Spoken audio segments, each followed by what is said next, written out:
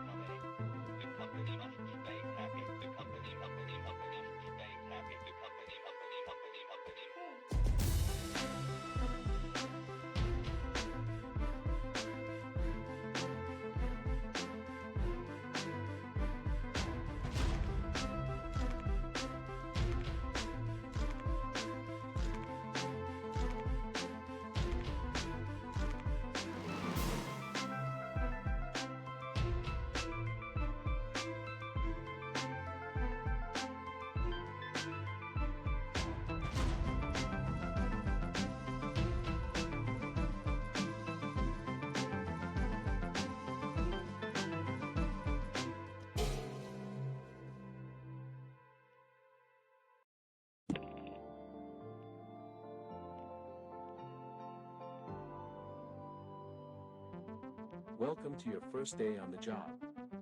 This is your very own autopilot ship, where you will eat and sleep for the duration of your contract.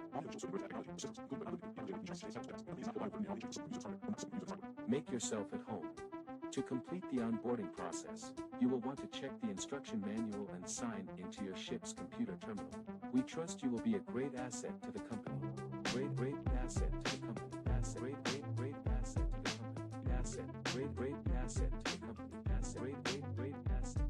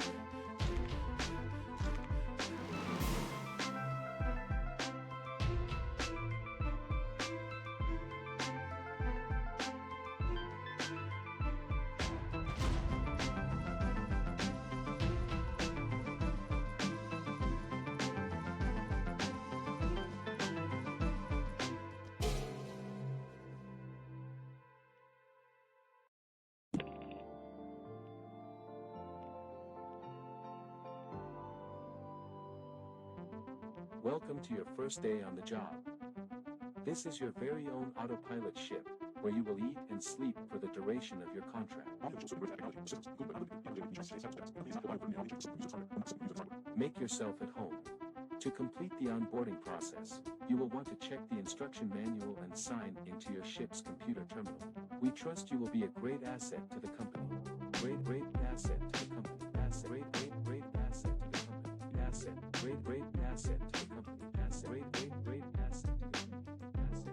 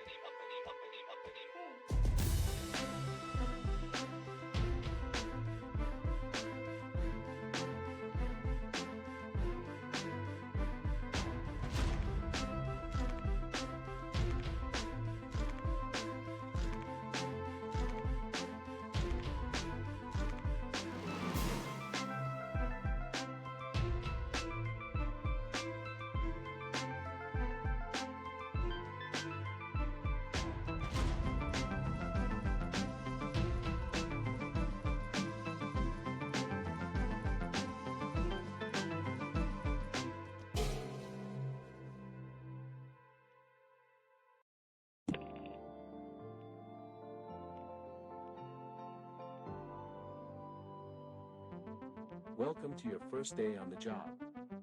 This is your very own autopilot ship, where you will eat and sleep for the duration of your contract. Make yourself at home. To complete the onboarding process, you will want to check the instruction manual and sign into your ship's computer terminal. We trust you will be a great asset to the company. Great asset to the company. Asset. Great asset to the company. Asset. Great asset to the company. Asset. Great asset to the company. Asset.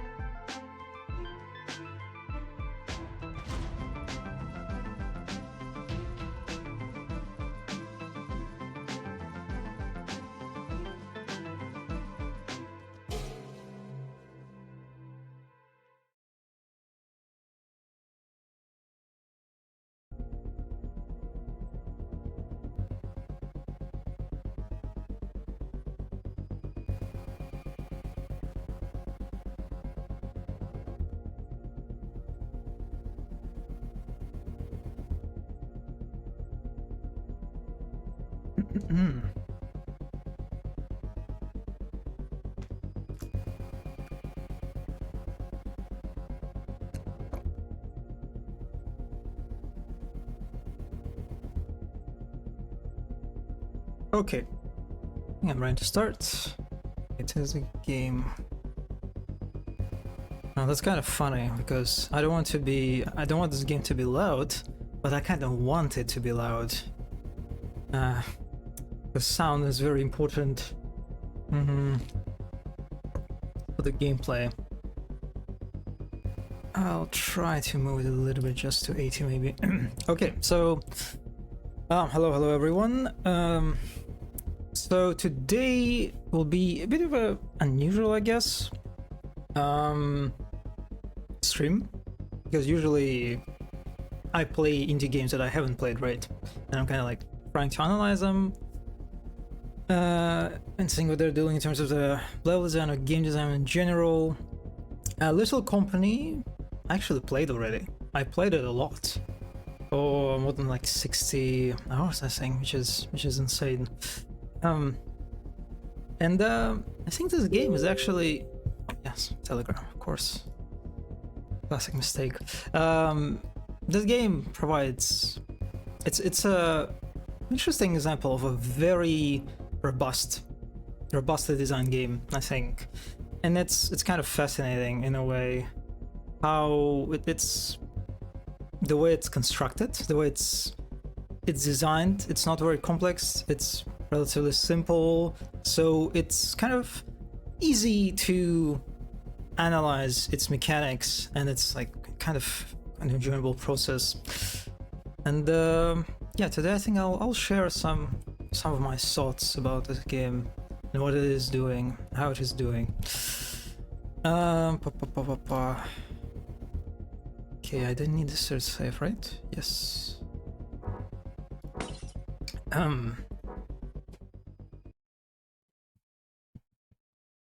So this game is extremely popular, right? I don't think I need to go into details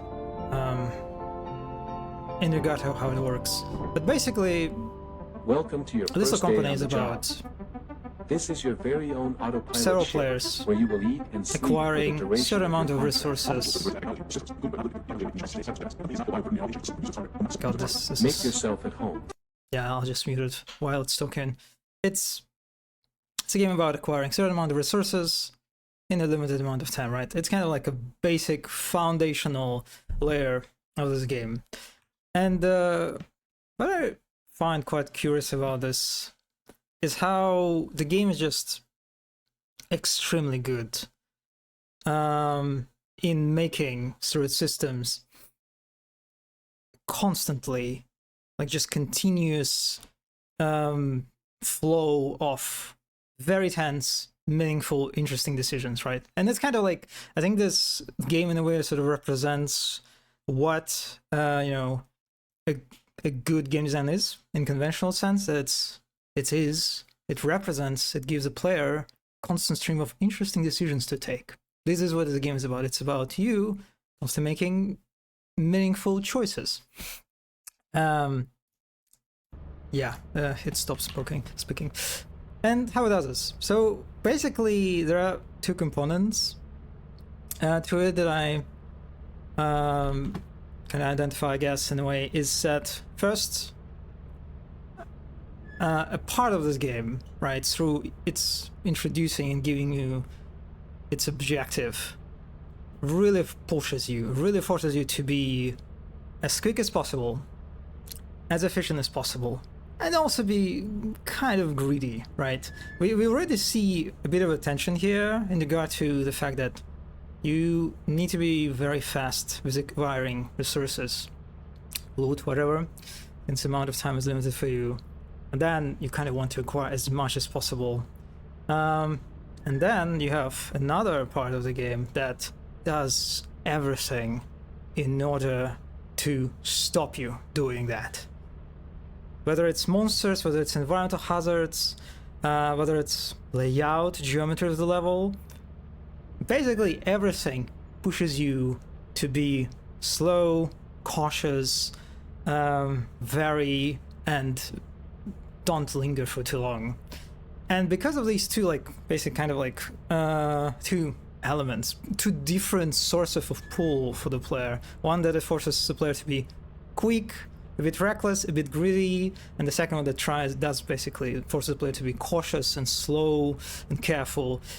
Because of this tension, because of this constantly present tension, really, I think it achieves delivers a pretty fascinating experience, and it works basically.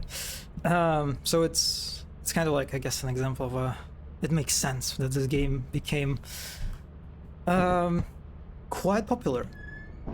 So yes, this is on a high level the way I kind of see how Lethal Company succeeds is by constantly presenting these two sources of different like motivations and pulls for the player that result in the tension.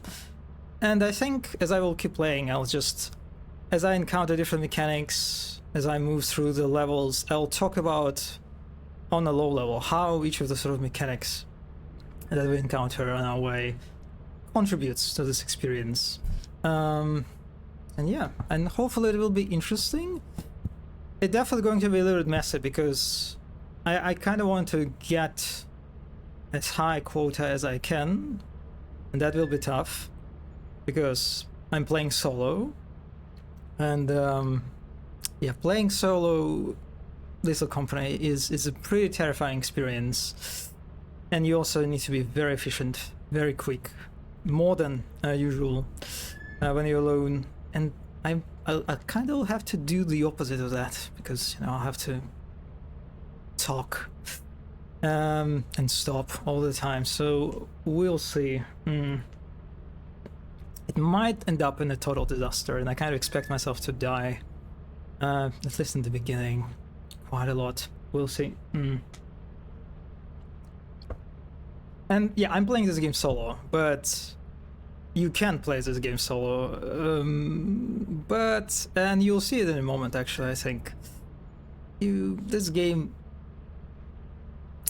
it allows for solo play, but it really is biased toward the co-op experience, and you should play it with your friends or randoms, because a lot of mechanics, they work toward cooperative gameplay, really. And when you play solo, almost, I don't say, like a half or very, very meaningful chunk of the game becomes kind of meaningless to you. And starting with a ship. All right, let's do it. So this is kind of like our base of operation that we'll use to navigate through our journey. And the ship is one of those main, I would say, systems that basically promote cooperative play. Because what the ship does is that it gives you pretty important information about players. For example, on this screen, you can see right now it just shows us the moon's info. But when you land on the moon, it will start displaying each player's information, the player's location, basically, so you can follow them through this monitor and see how they're doing, which immediately promotes a separation, right, of labor in a way that one person can stay at the ship and monitor other people. And so this is kind of like the first main thing about the ship, and then the second main thing is the store. That features quite a lot of different, useful items, from basic flashlights, shovels for defense, walkie-talkies for communication. Yeah, I won't really use any of that stuff because for solo, your inventory is very limited in solo play, and every additional item is just I don't think I can afford it, really. So the first thing you'll notice on this store list is walkie-talkie, right? It's like the cheapest thing. And that's an item that is for communication, for voice communication. Because Lethal Company features a proximity voice chat, which means if the players are far from each other, they won't hear each other. And walkie-talkie allows you to circumvent that. And so it is a pretty common play for someone to stay at the ship, as a walkie-talkie to communicate with the rest and monitor them and basically guide them, warn them about, you know, any sort of danger, any sort of loot, because you can also see the loot on the map and also other enemies too that are present. So yeah, you're basically can play as a sort of as a guide in a way that helps people. And then there are other tools that allow you kind of promote the cooperative play. There are teleporters that give you like opportunity to give you an option and functionality to teleport other players back to the ship. It is usually used when either the player died or so you can bring their body back and not get text fined, that's the word. Or you can teleport them back when they're in danger and help in this way. And then there are signal translator that also kind of gives you additional way to communicate to your team through text that will appear on the screen anytime you type it, anything there. Yeah, it's the ship is basically this cooperative play kind of enforcement system. It's one of those things in Lethal Company that I think it works, but I'm not sure if it works well enough, because the person who stays at the ship, personally for me, I rarely do this. I rarely stay at the ship because it's simply not as exciting as, you know, actually venturing into the danger. So yeah, I think there's a bit of imbalance in regard to appeal of basically different playstyles, right? There is a scout, I guess you can say, playstyle that actually revolves around you getting out of the ship, going into the either facility or like manor in search of a loot and bringing it back. And the playstyle of a coordinator, a watcher, guide, whatever. And the second playstyle is just, they're not equal. Yeah. And I can kind of speak for myself here, mostly. Maybe some people really enjoy this playstyle. Maybe you can argue that because most of the time when you stay at the ship, you are safe. Most of the time. So it kind of helps to mitigate a certain level of tension and stress that the game puts on you. And this can be a quite stressful game. So it can be kind of like preferable for some people to stay at ship and help their team this way, by just guiding them and coordinating their actions. So maybe you can make this argument as sort of catering to different player sort of needs in this regard. But yeah, I personally think it doesn't really.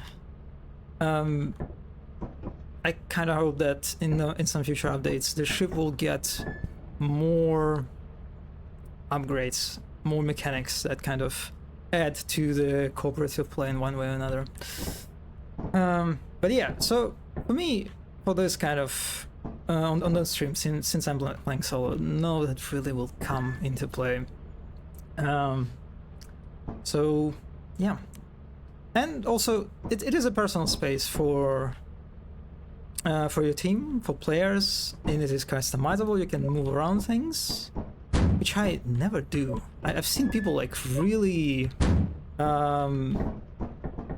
set up like and change the layout, not the layout, but the like location of the furniture and like monitors and PC and whatever in pretty drastic ways.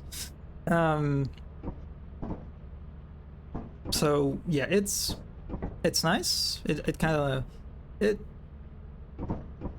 It it does indeed help to sort of make this little ship to feel like it is your own ship. So that's pretty nice. And actually, I said that I never really changed anything about the setup of the ship. There is some utility that you can get out of, for example, changing a placement of the scanner, for example, of this terminal. I've seen some players, for example, block certain enemies from basically reaching them on the ship, and kind of acquiring not a 100% safety, but sort of getting close to that. So there is some mechanic utility to that, apart from just customizing the ship to your like aesthetic sensibilities. I don't really, like, our playgroup don't really use this functionality. Maybe we should actually. So yeah, I'll just put it back. And yeah, let's actually begin.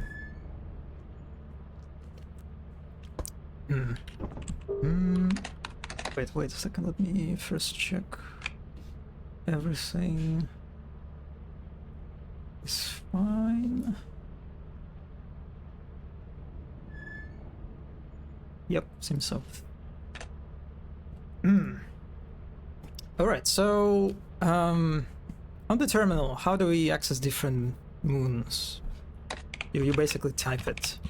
And this is part that it is just, you know, kind of a part of a game feel, but the fact that the game forces you to actually type out everything. Whenever you need to buy an item, you need to type it, and so you can shorten the words, or you need to get to the moon, you also have to type it. It's, I don't know, there is some kind of nice virtual tactile feeling in a way when you have to type it out, instead of just like using like a more conventional UI design where you have a mouse cursor, for example, right, and you just click on things. Actually typing feels quite satisfying. Also, I guess it also adds to the feeling that you are interacting with the computer, right, with the terminal through the keyboard. I think this is kind of interesting. There is a dynamic to it, certain, that when you begin playing this game, and there's a good chance that you might not know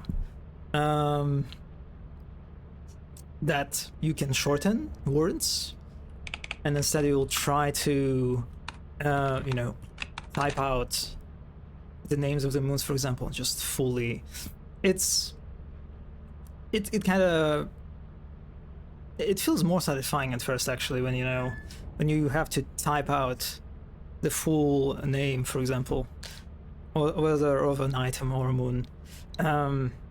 Yeah, instead of just using like three first letters, and typing it. So yeah, I kind of miss my first hours when I didn't know that you can use shortcuts in a way, and I had to type out everything because it felt clunky and kind of annoying, but also felt kind of nice. Also, one thing that I forgot about the ship, it's quite curious. So when you begin your run, you can pick up the service manual, which is basically a guide, and you can inspect it. And it's such an interesting thing because, well, first of all, it is extremely annoying to use, right? The camera, I think, zooms too close to the manual, so you don't like zoom out, for example, and see like one full page. No, you only see like a part of the page at the same time. And I remember that it immediately kind of pushed me back. And it's like when you think about the addressing of this manual, it looks kind of nice, right? There are these nice icons with warnings. It's oh my god, look at this terminal, beautiful terminal image. So yeah, this is kind of like the game gives you, it's like an optional tutorial that I am very curious how many people actually went through and how many people actually utilized. Yeah, because something tells me it's a pretty small percentage. Like I'll be honest, I tried when I like started playing this game, tried to like a few times to get this manual and read through it, and then I just dropped it like that. Very, very quickly lost interest. And this is kind of like an interesting part of this game, rather like an interesting challenge I think that Lethal Company has to deal with. Because first, it is a cooperative game, right?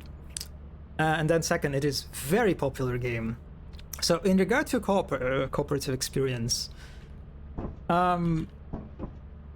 when people start their first like session, they will start it most of the time, I imagine, with their friends, right, or with other players filled in the ship. And so the cooperative play is, it's just it is inherently chaotic, right? It's very demanding, it's very like attention grabbing, right? Because there are 4 people, they all communicate with each other, they talk with each other. But what this manual does, it actually kind of asks you, wait a second, no, I want you to focus on me and I want you to read me from the beginning to end. And that's just the environment, the cooperative context just runs against it so hard, right? That I'm I don't know, maybe Zikarus will one day, the author of Lethal Company, release some stats about manual. That would be very interesting, because yeah, I imagine it's extremely small percentage that people, some people actually read through it, right? And another part, the second component to it, right, is the popularity. Lethal Company kind of blew up very quickly, almost from the beginning of its launch, I think, right? It kind of stormed the internet. And the consequence of this is that, well, it is a very streamable game. It is a very clippable game. So chances are you saw it everywhere, basically. On Twitch, on YouTube, everyone streamed it. And everyone doesn't stream as much anymore, right? The peak, I think, of that sort of popularity passed a bit. Even so, Zikarus released a new patch recently, which is part of the reason why I decided to stream it, kind of like a nice incentive. So yeah, if a player is curious about the game, very very likely that they already seen streams of this game, right?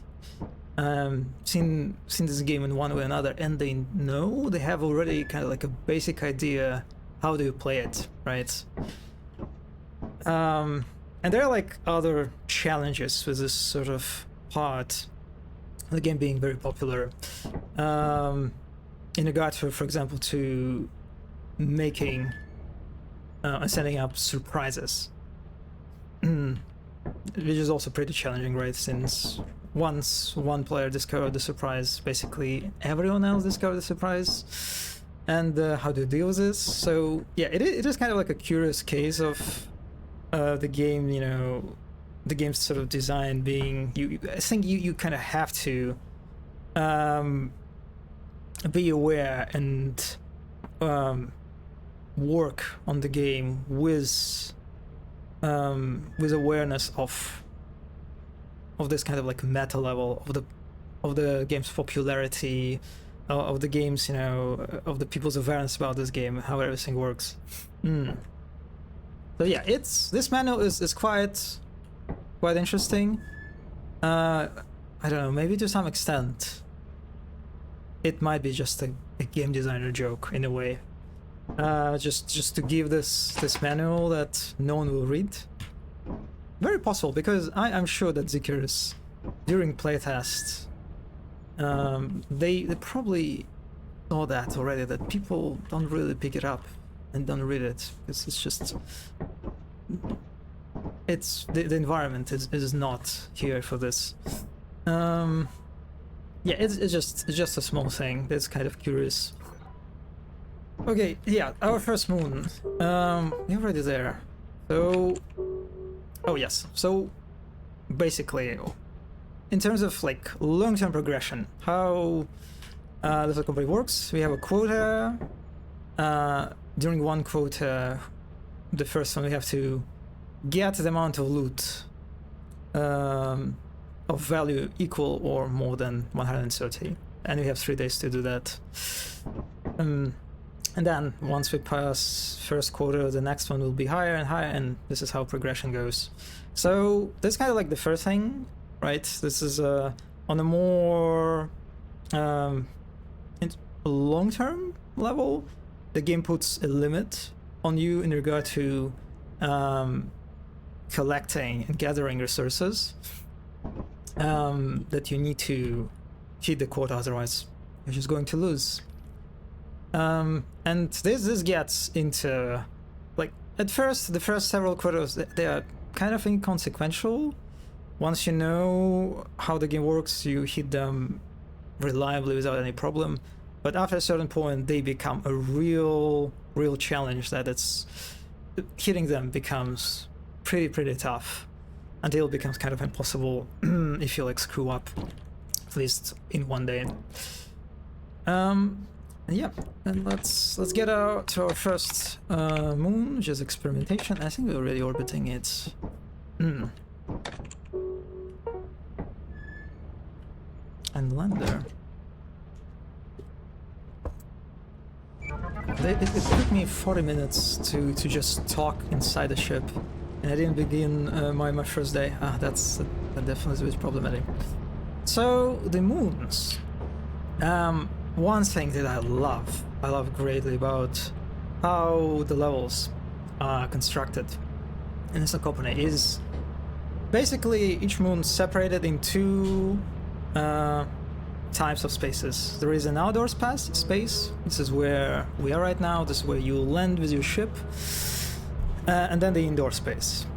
Right now, there are 2 spaces that are called facility, or like a bunker, and the manor that we'll get to later. This is a space that actually features all the loot and you need to get to. And so every time, like the first time you land on any moon, the immediate challenge that the game presents you is to find an entrance to the indoor area, right? Because there are no markers, there are barely any sort of guide. There are some structures that you can see in the distance that kind of give you at some navigation aid, but when you begin the game for the first time, you're more or less kind of lost and wander around. But the first moon is pretty straightforward. You just have to go straight and get through this ladder. And this is kind of an interesting way, I guess, an example of tutorialization, when the game just kind of forces you through the gate to get on the ladder and tells you, like, by the way, there are ladders in this one. Pretty simple stuff. And then, yeah, very quickly we got to the entrance.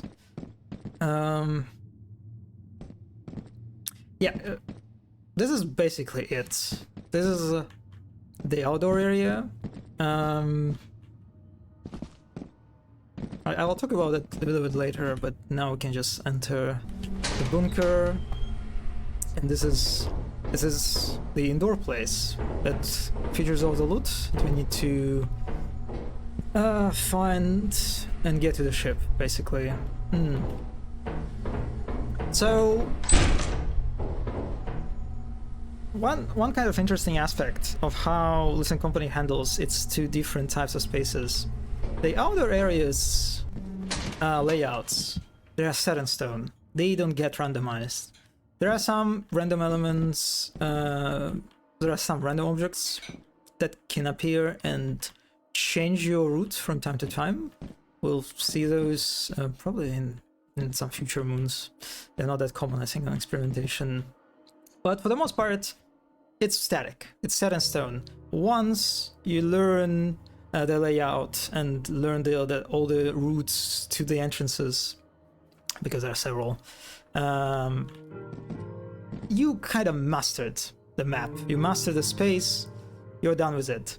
The indoor areas are the opposite. They are randomized every time. So every time you're dealing with a new layout.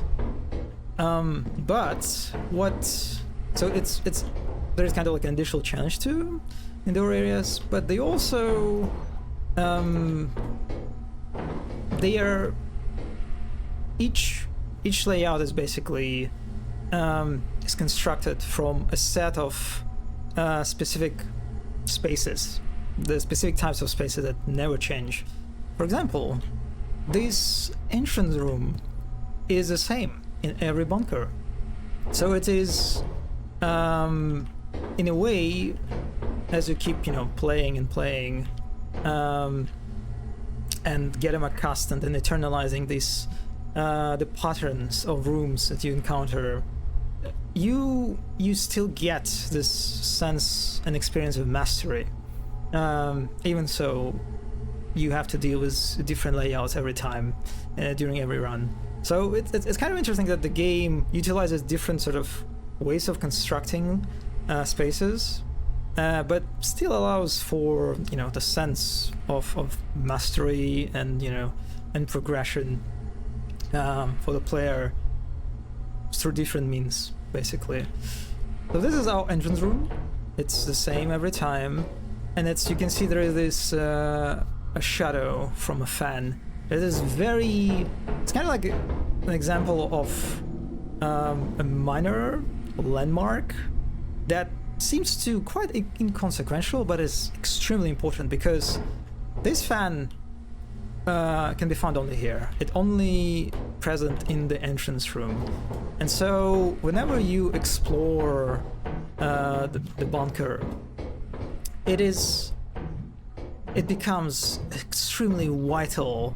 There's this shadow, this fan shadow, as a navigation aid, basically, for you to figure out where the escape is, because indoor spaces are pretty tricky to navigate. And we're dealing already with the first enemy, and that's good. That's good that this is our first threat. That's a slime. It's pretty slow enemy that chases you. All they're doing is basically limiting the amount of spaces available for players, and on its own they are not dangerous. They're kind of just annoying.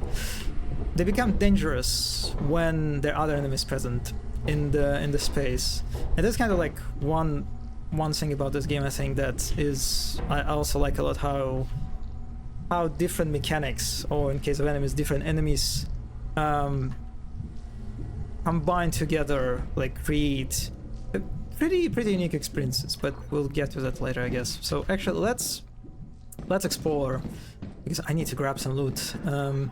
And this is a loot, by the way. We already got the engine. I'll just drop it here. Let's see. So speaking of different, I guess, typologies, you can maybe use this for different patterns and spaces. This is another room that is pretty much, static, and it contains the loot quite often.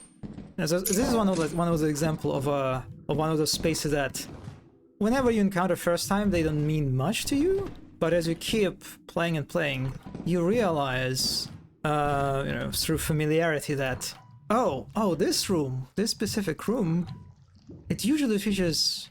First of all, it stays the same, right, most of the time, and it features loot, and you know, basically, again, despite the randomness of the indoor area, you still can get this experience, get a good idea of where the loot is, where you have to search for. So your navigation is not completely just chaotic and intentionless. Yeah, that's how you say it. Okay, this is just a dead end. Important thing is that I didn't mention is that I have a time limit. I have a pretty harsh time limit on how much I can stay on the moon, and you can see it on top. I already fucking things up because I'm talking and staying in one place. But yeah, each moon has a basically day change sort of mechanic. You begin in the morning, and then the game, the day kind of moves until the 12 a.m., right? Until the night, basically. And when you hit the night, when you hit the 12 a.m., the ship will leave the moon one way or another. So you have to get all the loot in this pretty tough time limit. And this is one of those one of the strongest against kind of mechanics that create this pull that I talked before for the player to be as quick as possible, because not only it is a pretty tough time window, another thing about it is that the longer you stay on the moon, the higher the probability of monster spawning is. So the longer you stay, the more monsters will spawn, and yeah, the harder it will be to move around and get the loot. And of course, another thing that you can see that time of day mechanic effect is visibility. Because it's dark now, it actually impacts your visibility. It gets like meaningfully harder to navigate around, especially if you're playing, if you just started playing and you don't have a good idea of the layout.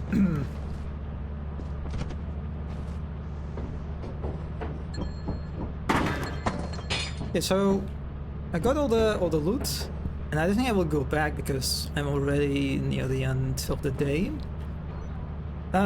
So what I like about this, on a kind of like on a high level, why I love the structure of each moon so much, is that this alternation and this like separation of level into the outdoor and indoor space creates a very, just like naturally creates a very nice pacing curve, basically, right? Because the way it ends up working is that the outdoor area, especially in the beginning of the day, is basically a safe area, right? You do some exploration at first, if you don't know layout especially that well, but most of the time after that it's just a transitional space that you just move through.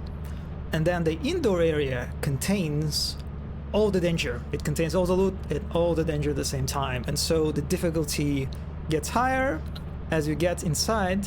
Also, there's a nice spatial contrast that the game constantly gives you, right? There is the big open space that you move through at once, and then you get into these claustrophobic, closed, narrow, dark spaces after you get into indoor area. And the Manor kind of fucks up this a little bit, but not as much.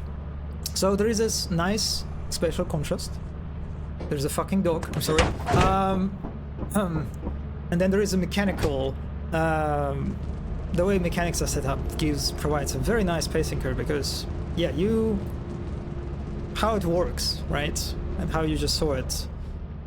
You land on the moon, you get through the outdoor space, it's chill, it's nice, you get inside indoor area, you get the loot, you deal with enemies, you avoid enemies, you kill them or whatever, then you get outside, right? Back to the outdoor space to get all the loot to the ship. And so once you get out of the indoor area, you more or less safe, depending on the time of day. So it helps. Creates a very nice pacing on its own.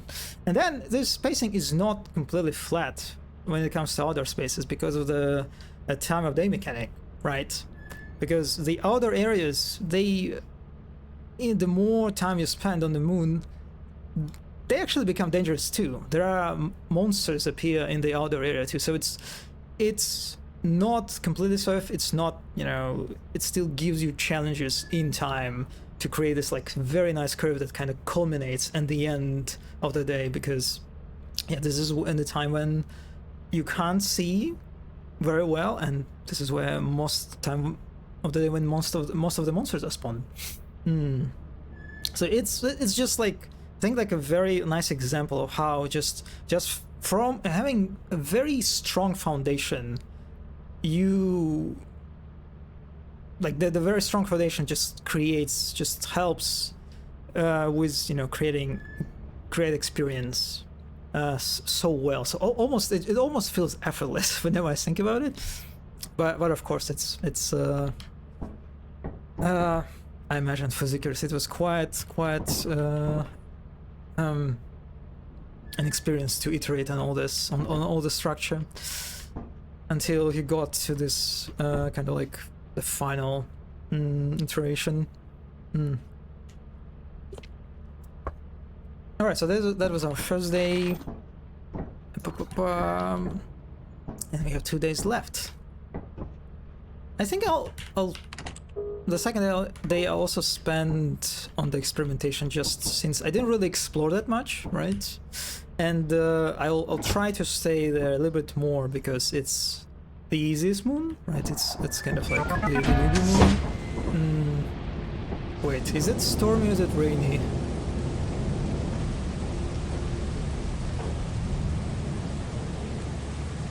I think it is.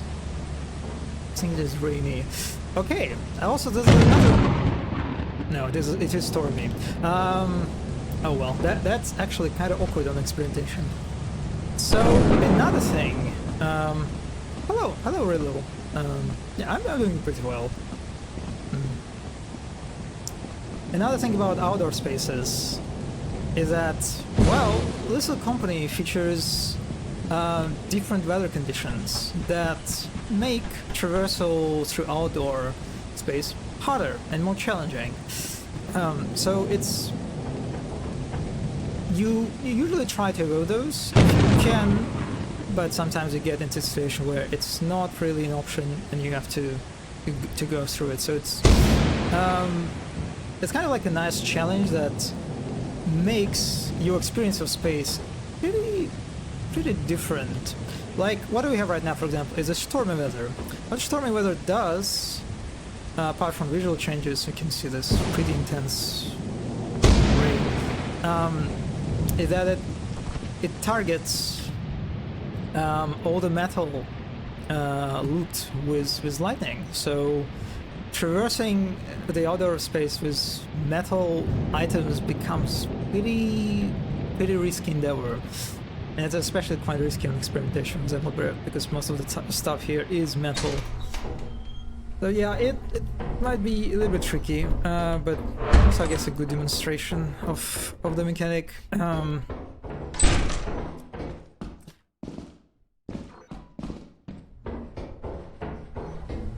I'll try to get a bit into depth. So yeah, speaking again of different patterns of rooms. This, for example, another pretty common pattern, a type of a room, these kind of like 2 floors room, that you will encounter them all the time. They think they have some variety to how they can be generated, but the basic idea is the same, that it's just 2 floors. Oh, and also this is a fire exit. So this is kind of like a second entrance, second exit from the bunker.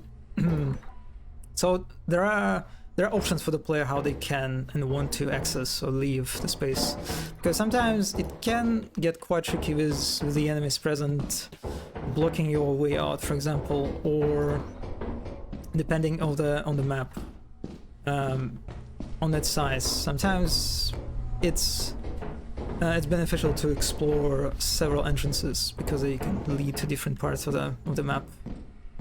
It makes it easy to explore a little bit. And so, basically, I think you can separate these all the rooms in indoor space into 2 types. The types that help you to navigate, help you, in search for loot, and serve as basically as the landmarks in a way. And the second type is that do the opposite. That try to make it as hard as possible for you to navigate, that try to confuse you, and basically provide a navigational challenge for the player. And we have basically here 2 different types of these rooms. near each other. The first one, actually, I guess, also this is one of them, right? That you have this room, the two floors room, that can serve as a landmark easily. It's actually kind of important space to keep in mind as you keep exploring. And then the second one is this maze area that you can see. First of all, the lighting condition here is abysmal. I can't see shit, but also leads to all sorts of places. And I think this one is maybe a little bit more simple. Yeah, it just leads to a dead end. So yeah, it gives you this one makes the traversal through the indoor space quite challenging. And so there's kind of like this nice mix of different types of rooms that... Oh, we have a slime again, nice. That helps the experience of navigating through this space feels kind of balanced. It's not completely chaotic, frustrating, and confusing experience, but also not an easy exploration to where you can just remember the layout and use your memory, your mental map to move around very efficiently and quickly, like you can do with outdoor space. Okay, slime. Let's get a little bit more this time because that's a turret. Oh, nice. Oh boy, okay, yeah. So the turret is an environmental hazard. Yeah, it shoots you when it spots you. And it's one of those mechanics that turrets are quite efficient at. That create, I think the second monster spawned, that create a second pool for the player that is to be cautious and slow with your navigation, right? Because if I just ran, without any care into that room, I would probably just die from the turret easily.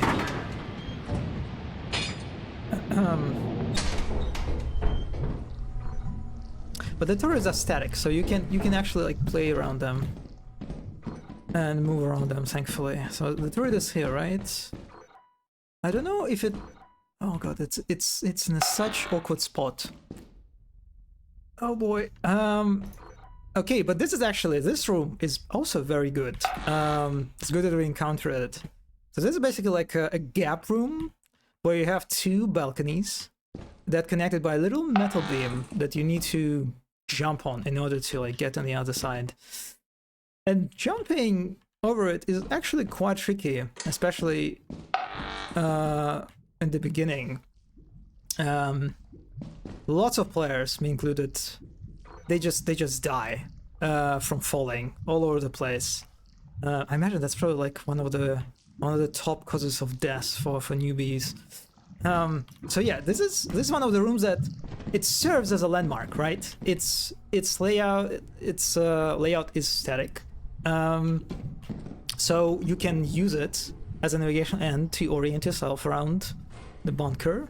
That's definitely a monster spawn, but it also provides you a traversal challenge, because yeah, it is kind of tricky to jump over. And honestly, after having like 60 hours into this game, I still, especially when I play solo, I get pretty anxious when I see those, and I try to avoid jumping over these because, yeah, falling means, especially on solo, just basically instant loss. And this is kind of like, I think, a good example of how good Lethal Company is in providing tension for the player, even just through its sheer level design, right? Because as you noticed, right, in the maze, and not just in the maze, there are lots of rooms that are completely dark, right? Not just actually dark. You can see inside of those. So, and then you saw the one that you had to jump over in order to progress. So, just through its layout, the game provides you enough challenge, enough friction, and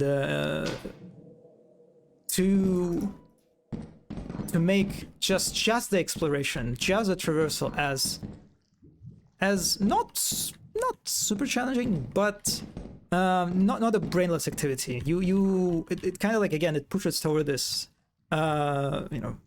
adds or contributes to this pool of being, okay, be cautious, be careful, look around, all right? Don't just rush mindlessly. Okay, what? Oh god, this slime is so weird. Why its shape is kind of like a starfish? It makes it kind of awkward to jump over. Okay, let me... Oh my god, I'm fucked. I need to get back to the ship. Oh, this is very bad. And this is the stormy weather coming into play. Yeah. That noise that you just heard, that was the lightning charge. I have to listen for it. Oh, yep. I can't see shit.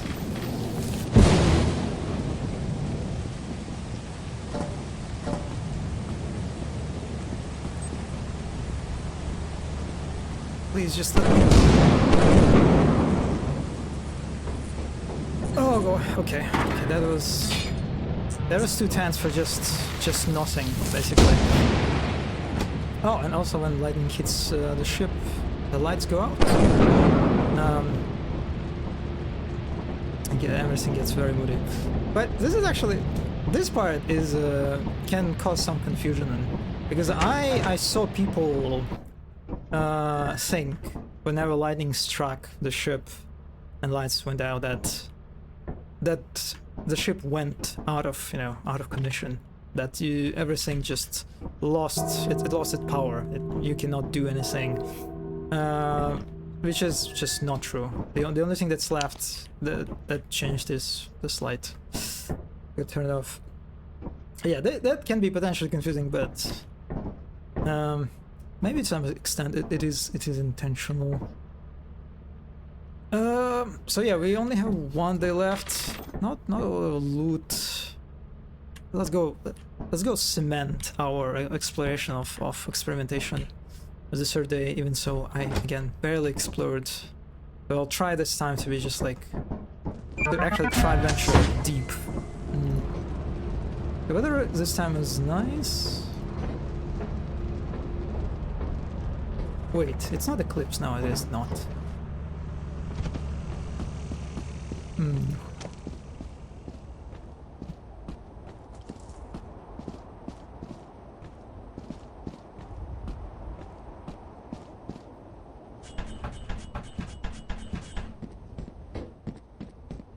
Also, I think one part that I talked before about the outer spaces, right? How when you land on the moon for the first time, the outer space kind of serves as this first obstacle, first challenge for you to overcome, right? Which you need to basically find a way inside the indoor space. You need to find the entrance, and then you need to find the fire exits. This is a challenge for sure, but at the same time, if you have players, friends who you played with, or you just watch streams, videos of this game, there's a very good chance that your teammates will just tell you where you have to go, right? Or you'll just see it. You'll just see through the streams. Okay, all right, yeah, this is the layout. This is where you're supposed to go. This is where entrance is located, right? And so again, it's kind of like one of those. This is kind of like this challenge of when you have a cooperative game, a very popular game, right? How do you deal with it? How do you deal with a very high probability that new players, new people who will start your game, they will already have a good knowledge of the game, and some parts of it that are kind of like supposed to be challenging won't be challenging at all, right? Yeah, it's the indoor spaces handle it quite well through being random, right? The outdoor spaces are not random in this regard, so they kind of suffer from their static nature. Yeah, I don't know. Maybe it is an argument that you can make that you should.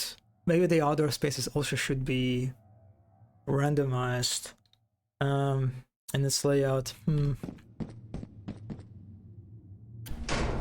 Oh, it's dark now. Oh fuck. Oh god. That's annoying. That's really annoying. Especially since I don't have a flashlight. So this is, I guess, where I can talk about the scan mechanic. So one of the most important mechanics, extremely useful, that you know, as you keep playing, you'll sort of develop as a habit to just, you know, constantly clicking. Is scan. And scan allows you to basically see all the loot. It marks all the loot. And it marks your ship location, so if you get lost in the outdoor space, you can find your ship over the distance. It's very useful. And another useful thing of the scan is that when you don't have a light source, you can kind of use it as a light source, right? Without a flashlight, you're not completely lost, because notice when I use a scan, the corridor gets lit up just a little bit, so you can actually see for a moment what's, you know, your surroundings better. And it's kind of like, I guess, an example of an elegant game design, when one mechanic sort of serves and fulfills several goals in kind of a nice way. But yeah, scan is honestly, to some extent, maybe you can argue it is it's not as great, because actually constantly clicking is not fun. It's like, I think you get used to it, it becomes your second nature, but I can see how it's this kind of mechanic that promotes this constant mindless clicking. Not a good thing. And there's actually a mod I saw with an enemy that targets you if you scan them. Like, it's a static enemy, I don't remember what it's called, but they get aggro on you when you scan them. It's so I really love that enemy, that mod, because it's kind of like, it's one of the things that forces you to like change your behavior, right, and be like a little bit more cautious and conscious about your use of the scan. Oh, thank you, Raylul, for the offer, but I'm not interested in any of that so far, at the moment at least. Okay, so I guess we can talk about loot here. There are different types of loot that this game features. And there is basically, there is a one-hand loot, and there is a two-hand loot. There are these like heavy objects like engines that I found in my previous 2 days that basically restrict. Can we found them one very quickly under? It's just a random engine. It basically restricts your. Oh god, that's a fucking bug. Ugh. That's not. It's actually not as bad. That restricts the amount of actions that are available to you. Like, basically, you cannot pick up other items if you have two hands loot, which also kind of like complicates and makes your exploration, right, a little bit. It makes you again be a little bit more conscious about how you interact with objects. Actually, apparatus is a two hands item. Yes.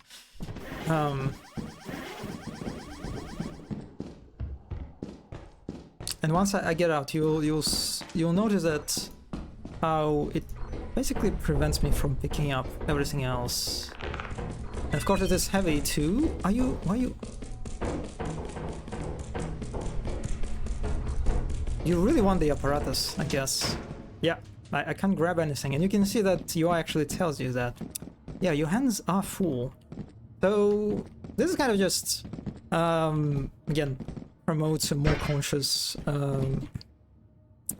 behavior from the player, that you have to be careful with what stuff you pick up, because it seems to be quite trivial, right? Oh, well, okay, yeah. I need to collect all the one-hand loot and then two-hand one, right? But when you deal with this mechanic in a situation where there are threats present and you need to act quickly, well, now this is kind of like, this is the potential source of, you know, of tension, right? Of accidentally picking up a two-hand one, and there is a monster chasing you, and you realize that, oh fuck, wait, I fucked up. I need to pick up this first, and then you're wasting time, and you become vulnerable. And it also makes you cannot carry more than one two-hand loot, so it also puts a pretty tough limitation on you in regard to how much stuff you can carry in one go, especially on solo. Like, finding several two-hand items is extremely annoying. So I think I'll go back, because it's already 7 p.m. Also, the little bug that we just saw, the very cute bug, the loot hoarder bug, is not an enemy. It can be potentially an enemy, but this is an EI that... Oh, here's a dog? I don't think so. It's an NPC that not aggressive from the beginning. It just kind of roams around and collects stuff. It collects loot, as you can guess from its name. And so what it does, again, it makes you, it promotes and forces you kind of being careful and, again, cautious. I don't like that noise. I think I'll just leave. Yeah, it forces you to be being careful and conscious about your loot, where you leave your loot, how much loot you're carrying, because every loot that you just leave, like for example, one thing that some people, lots of people actually do, they just kind of like, they find loot, and instead of carrying it outside, they just drop it, you know, right in the entrance room. Well, if there is a loot bag, it means that the loot bag can just get that loot and carry it away, and now you just lost it. And if you want to get it back, you have to, you know, fight the loot bag. It gets pretty tough. And once you like steal from the loot bag, they get aggressive and become an enemy, and you have to deal with them. So yeah, it's probably one of my more favorite EI, type of EI in this game, because it's not a straightforward enemy that just like, when it sees you, it goes immediately after you. No, it actually, it interacts with a different system, you know, that exists in the game, and the result promotes an interesting gameplay, right? Again, making players more careful with how they handle and carry and play their loot.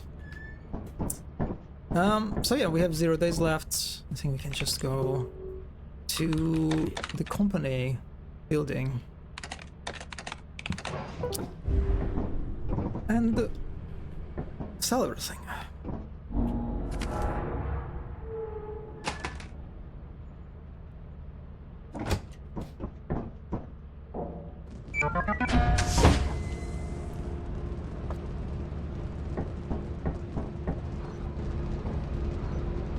Okay, so let me just tell everything very quickly.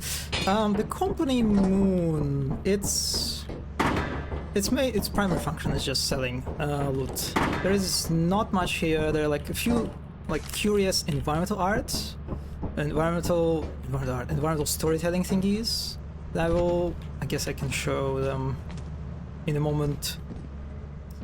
But there is not much here. I like the visuals a lot. How it's just this. Oh, this guy. Yeah, this guy opens sometimes the window on its own, which can be a little bit scary sometimes. But yeah, having this enormous. So mechanically, there is not a lot to do. Your But hard work is invaluable to the company. yes, of course. Again, oh my god, he keeps opening and so on. Why are you so impatient?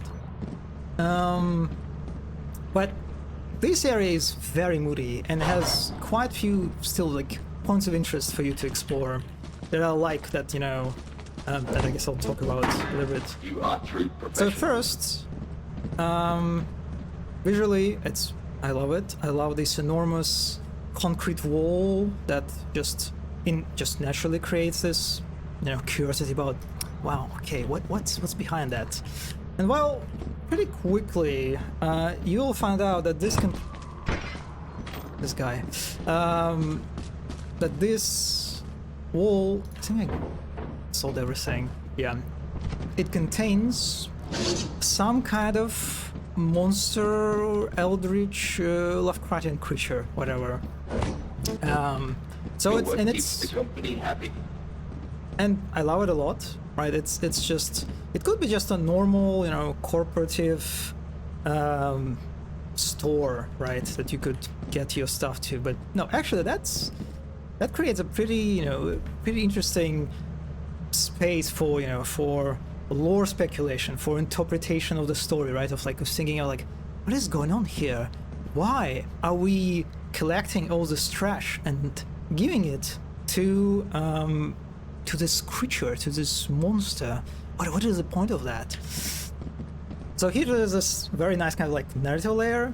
Then there is also mechanical layer that this guy did not let me to showcase, but I'll do it right. God, this he keeps freaking me out. But yeah, usually when you play in co-op, I think he's more like active like that in solo. But when you play in co-op, the way you're supposed to sell your items is by ringing this bell. Oh god, I'm so on the. This guy is. I don't think he'll be able to kill me here.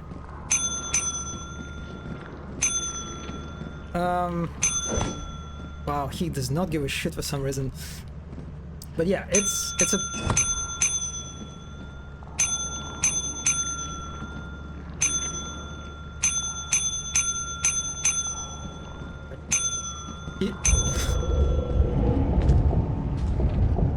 Okay, I'm done with playing this with Lion. It's too scary on the solo. Yeah, but you heard him. Basically, if you click too much, if you ring the bell too much, the tentacles will come out and just basically kill everyone in the vicinity. And that's kind of like a mechanical example of how, again, it's instead of just being a normal, simple store where you sell your stuff, it becomes a source of jokes. For example, it can be like a nice kind of cool narrative reveal too if you get to see it for the first time, but it's also a source of jokes, right? Because it's pretty common for people to just kind of like prank and joke on other people or other players who haven't played, and ring the bell so that the tentacles would come out and grab them and kill them, and it's very fun every time. It just never gets old. No, I'm not doing this. I'm not. That's just too scary. So yeah, this is again. I like this. How this moon again just kind of, despite being a very very simple and basic in its functionality, it actually manages to be very very captivating and interesting and memorable actually too. But yeah, apart from that, there are some. There's basically one spot, as far as I know, that's kind of curious, and I believe it is here. Oh god, don't fall.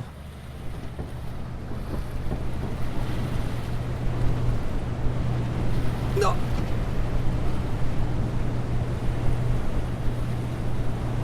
fuck, I'm done. Yeah, I'm dead. I don't think there's a way out for me out of this, right? But basically, there is a light switch that you can turn on, and you'll find out that there's actually like a drill on the rails with a note that says "Don't tell anyone," basically implying that someone wants to get inside, and it's. Yeah, I'm done. I'm dead. I think it should be fine since I sold all the scrap. I don't think I failed the quota. But yeah, that's kind of like the only spot that it's interesting about that moon.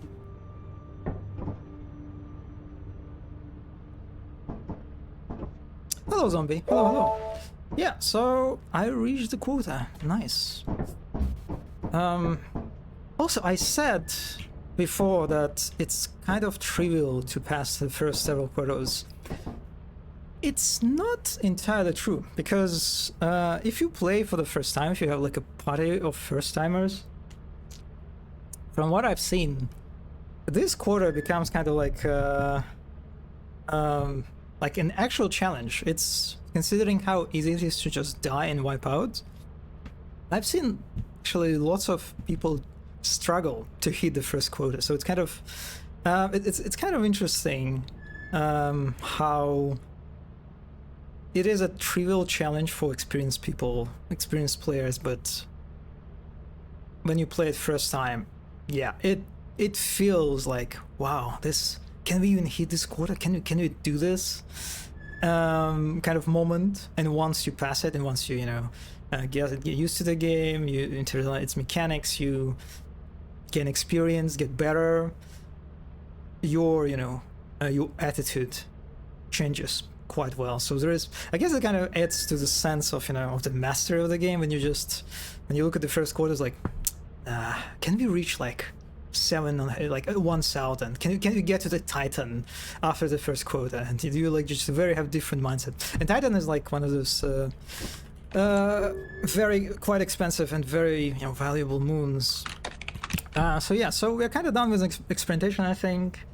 So I guess let's go to the assurance, just in a kind of like chronological order.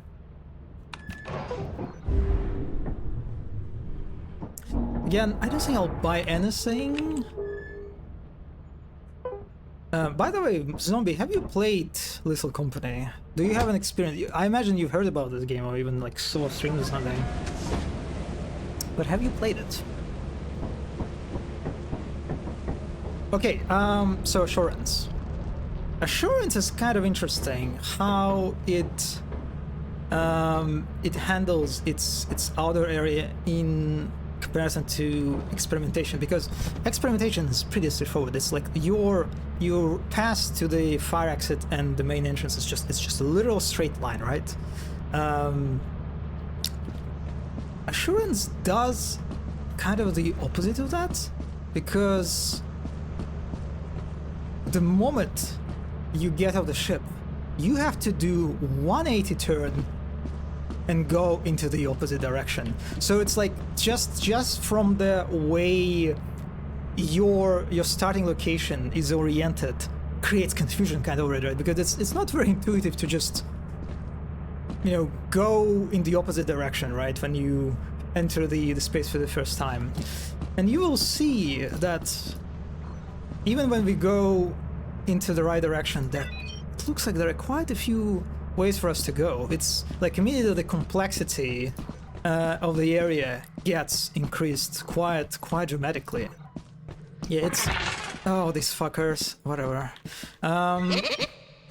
He's going to annoy me and distract me so much. Especially if there will be a second one. But yeah, it's this outdoor area is pretty big. And it's big in kind of like meaningful sense, because in experimentation is also pretty big. But once you find out the main route, it becomes actually like your practical route will become pretty small, right, and simple. Assurance is not like that. Assurance gives you lots of different routes to take, There is this one very.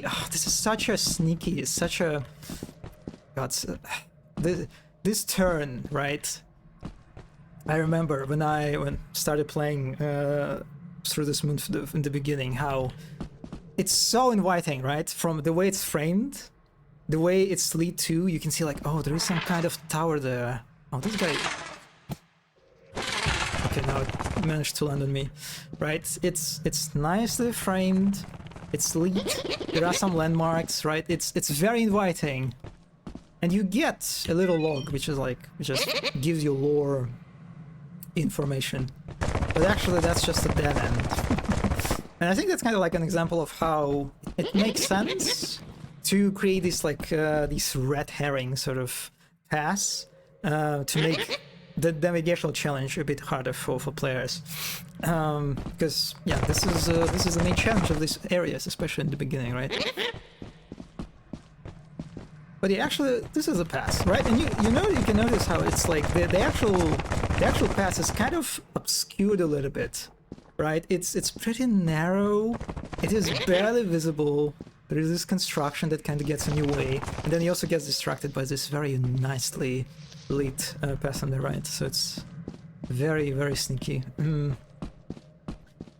Also, wait, actually, is this a random rock? I don't know. It kind of looks like random rock to me. I'm not sure. But this is one of those elements that I talked about before that are randomized on dark areas. Is that, yeah, the main layout stays the same. What changes is that sometimes you can get these like just silly, enormous rocks getting in your way. Sometimes it can be pumpkins, just enormous pumpkins, which gets even sillier, that can kind of like get in your way from time to time. And usually just they sort of serve as an annoyance mostly. They kind of like force you, they force you to break your kind of like learned the most effective route, basically, to break it out a little bit. Sometimes they can, for example, it can happen that the pumpkin can spawn here and you have no way to get up. So the randomizer can fuck you up sometimes in a pretty annoying, unfair kind of ways. But usually it's just an annoyance, just a little thing.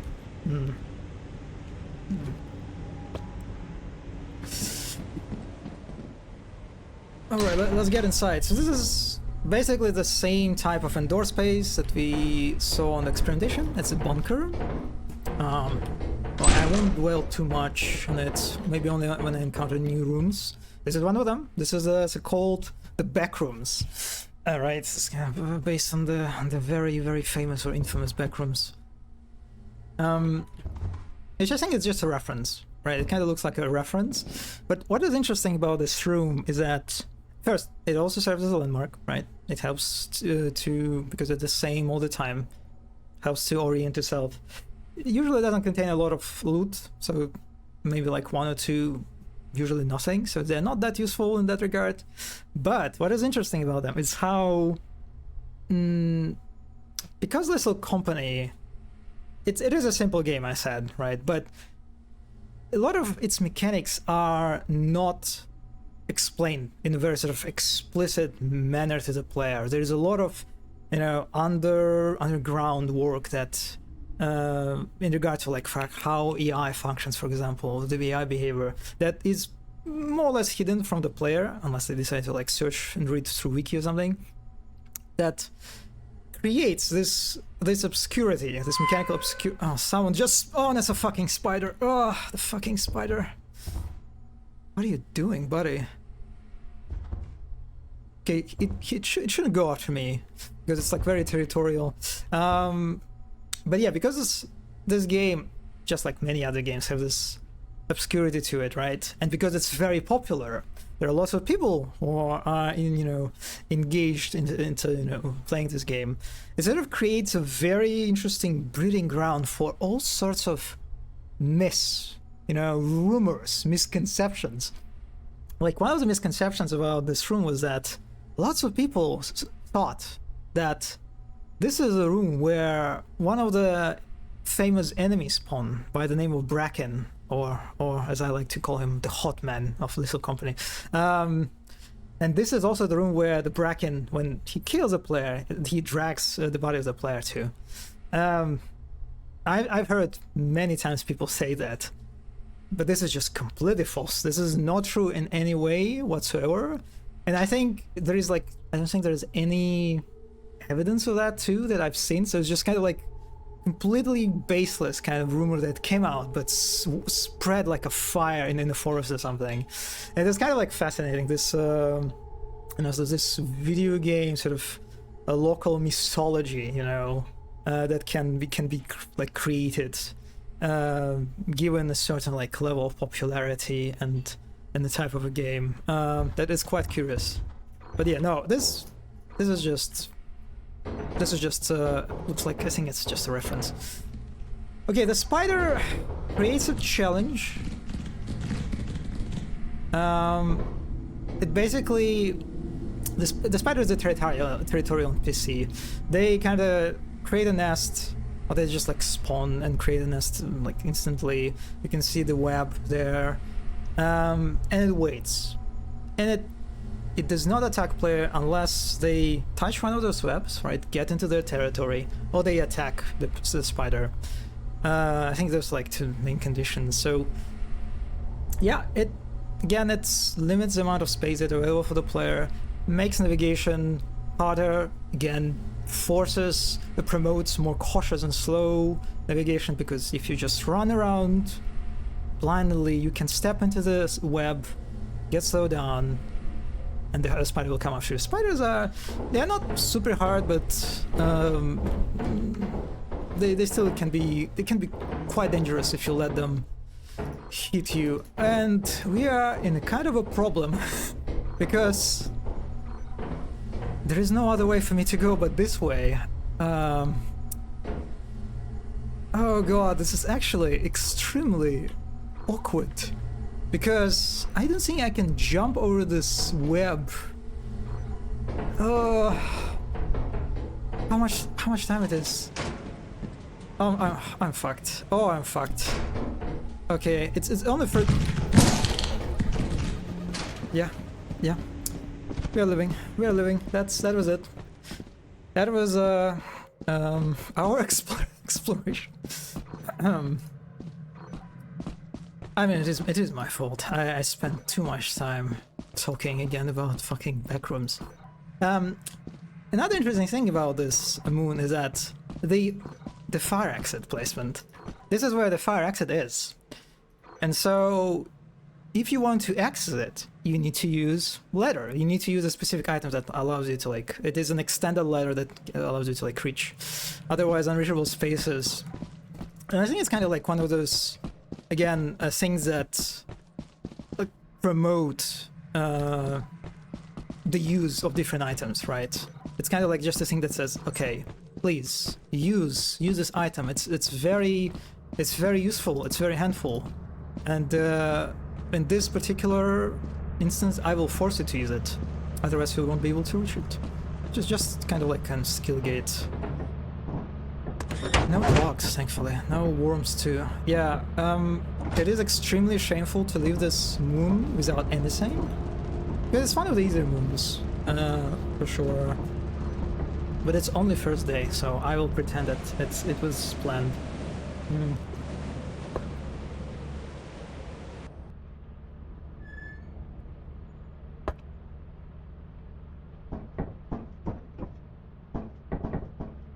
Okay, let's do it again. So one thing that you can do on this moon, actually, I said that fire exit can only be accessed through extended ladder. Oh, it's foggy. Oh, fuck, it is foggy. It shouldn't be a problem. I know the layout of this place. Well, actually, you can do this. And right from the beginning, you can jump off the ship on this rock and then on this pipe. And then you can access the fire exit. But it's one of the things that I kind of like about this game, how it promotes a lot of... It has a lot of these little instances of I cannot God, the pipes are so annoying sometimes. It features these like little instances that are pretty hard to discover on its own, but what helps is actual. This is kind of, I guess, an example of when the popularity of the game kind of benefits to your experience, because since you have so many people play that game, and all these people, they discover new, like, those little ways, little cool techniques that you can like help you to optimize your route, that let you like skip monsters or deal with monsters in interesting ways, and these kind of like this like in bits of wisdom, of knowledge, right? Practical knowledge. It spreads out very quickly, right? You get to find out about it very quickly, because everyone shares with everyone, and so it kind of like helps to appreciate the game a little bit more, even if you are not that good at it. You can just, you know, watch some streams, some, you know, video playthroughs, read some Steam forums, and find out that there's like cool little things that you can do actually. I think that's an example when the game benefits from its immense popularity. Okay, so this is this little weird black cloud of fog. That's actually a steam. And so what you encounter, yeah, that's a steam. That looks pretty weird in the darkness. Oh god, is it in the wall? How do I access it? Oh, this is another one. Oh god, this is so confusing. I think I cannot access the someone is already spawned. Oh god. Yeah, so the steam is another thing that limits your visibility just extremely hard. And the thing that I like about the steam, and I hate them as a player, but I love them as a designer, is that they limit your visibility very hard, which means, you know, they add to the navigational challenge, right? But if you want to remove the steam, there are valves that you can interact with, and which will remove the steam.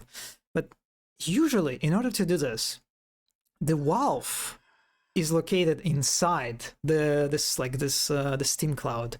So if you want to remove the steam cloud, you need to get inside the cloud. You need to basically, for a moment, become vulnerable to any threats that can be around you, and it creates, even there is no one around you, right?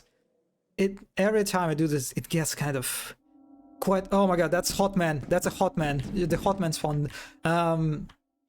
It gets very tense because, right? You know actually if there is anyone near you, right? So yeah, it's kind of like a mechanic that just create on its own creates a very tense moments, and I like it as a designer, but again, hate it as a player. Okay, so we have a Bracken that you probably didn't even notice, but yeah, I saw his eyes blinking. And Bracken is one of those monsters on enemies that don't attack you directly. What they do instead is that God, I'm leaving. I'm just fuck. You saw him. Oh my god, this guy.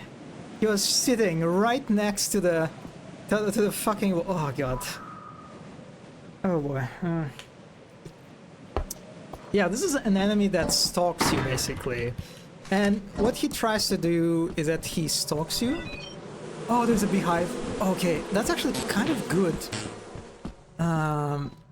Right, I'll get to that later if I get lost. So he stalks behind you, and he tries to attack behind you. in his kind of like sneaky mode. But if you see him, right, if you get him in your line of sight, he will try to back off. So there's basically a way to counter him. And so what he does, right, again, it's kind of like another mechanic that forces you to being careful with how you navigate the space, the indoor area, right? You cannot just like run around. You have to constantly look around you. Be sure that there is no Bracken stalking you, right? Because it's very possible. The Bracken doesn't really give you a lot of sound clues. I don't think he gives any sound clues whatsoever. And so, yeah, if you are not careful, he can snap you in instant.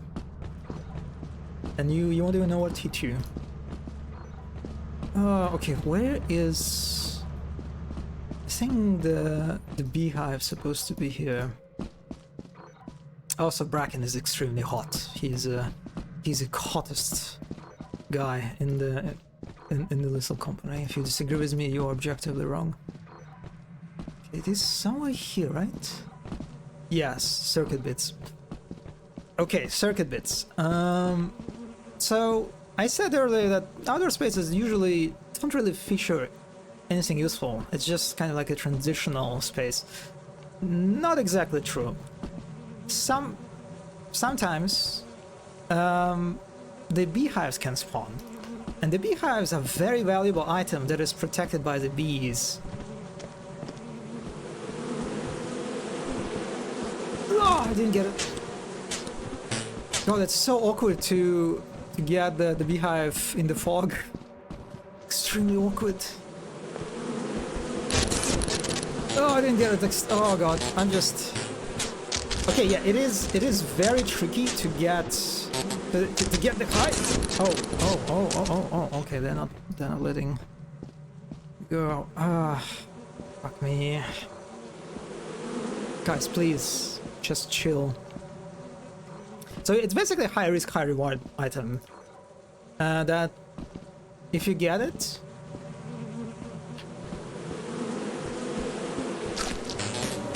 okay, where am I supposed to go? I think I'm supposed to go this way, right? Yes, this is a ship.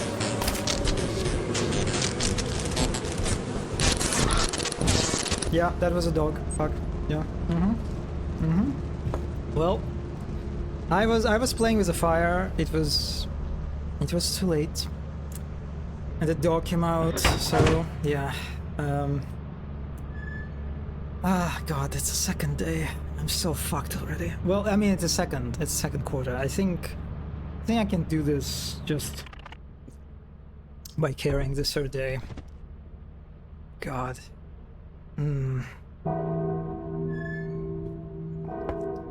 So Zombie, you didn't say. Did you play the game actually? Did you play Lethal Company? Ooh, okay, 1 day left. Okay, I'll try to shut up and actually do the thing. Oh, I have not. Okay. But you probably have seen it, right? I imagine. Oh. I would be very shocked if you have not seen it. Okay, yeah, we have already loot in the beginning, and remember, it's one of those rooms. It's one of those static rooms that contain lots of loot, usually, as I talked before. But actually, the problem is I need to get 200. I think I'll have to, like, have several trips, which means I have to be very quick. Oh, that's a fucking entrance. Okay, it is not great. Easter egg. I have seen streamers playing it, but I've never been paying attention. Yeah, it's extremely streamable game, absolutely.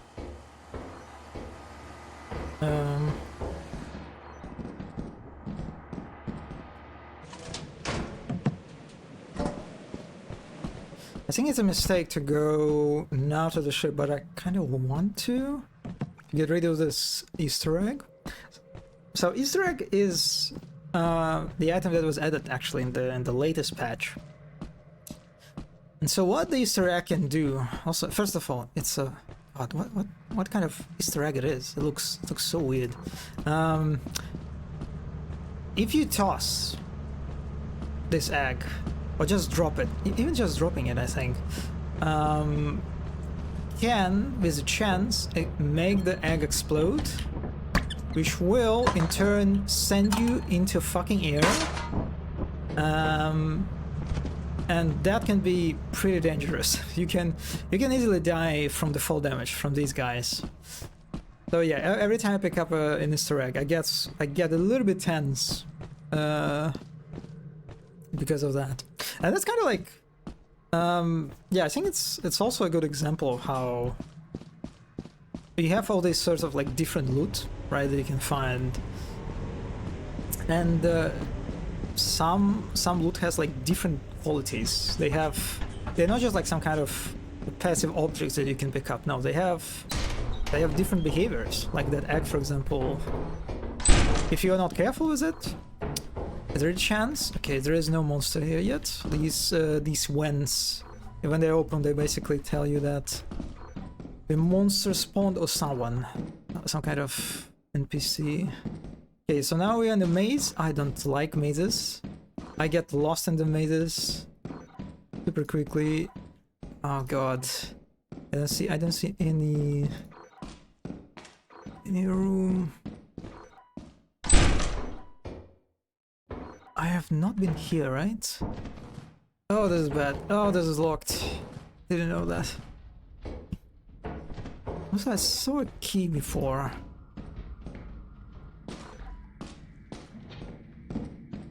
I think that was just an ambient noise. This game really likes to mess you up. Just walking in circles. Because there's a decorative ambient of like, you know, sometimes you can hear like someone talking, someone's steps you can hear from time to time, a door opening or something like that. That, you know, is just decorative. It has no mechanical implication. Oh, I'm back to that. Oh, fuck. Like right now, I think that was just a decorative ambient. But it's when you play solo, god, this that can really mess you up.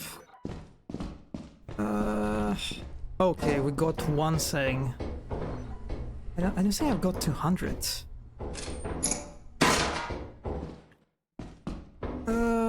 God, that's bad. Let me check how much time I have. I have some time. I can get into the maze. So also another thing that you can notice is that, hello bug, need to get this outside.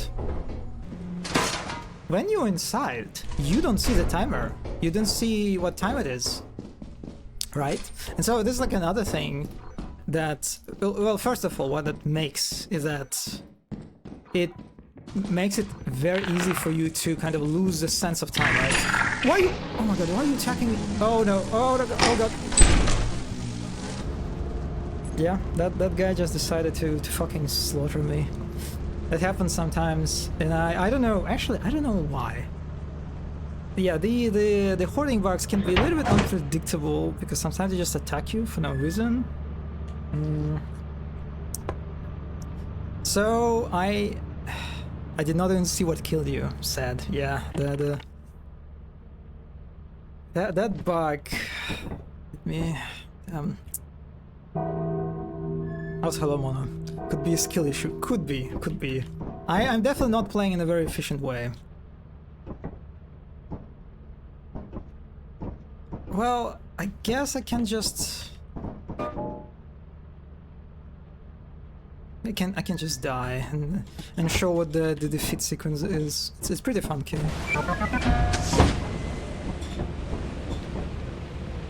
So when you die, you're playing a different character the next day. Well, you basically, when you die, when you die like in one run, right? Not really. You just, it's the same characters. There is not really like a mechanical difference between characters. So when you die, you just respawn, and you just continue, as if nothing happened. Okay, let's go. In the story, yeah, it's kind of weird because in the story, when you die, you just die basically.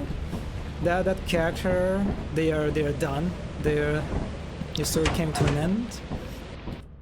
end. So you're basically beginning with a new one, right? But mechanically, that's not really what happens. There's actually a progression.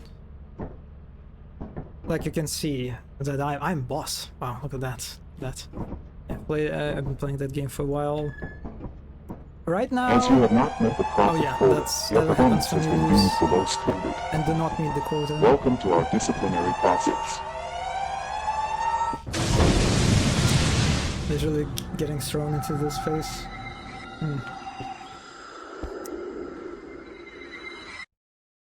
Yeah, for now progression doesn't do anything. It's just a nice little bar that tells you that you are no longer intern. But that's it. I imagine that will change. I imagine that there will be some kind of actual mechanical progression with you getting some maybe new abilities or something. Welcome to your first day on the job. But yeah, This is that your was very a own pretty autopilot nice ship, failure where you will eat and sequence. sleep for the duration of your contract. So anyway, let's begin anew. That was Make kind of yourself at expected. home. To Assurance complete the is onboarding flooded. process, you will want to check the instruction manual And wow, sign Stormy. into your Oh god, this ship's is such a computer mess. terminal. We trust you will be a great asset to the company. Great asset to the company. Let's go for the assurance. Flooded is better than Stormy. I love that song. Great asset.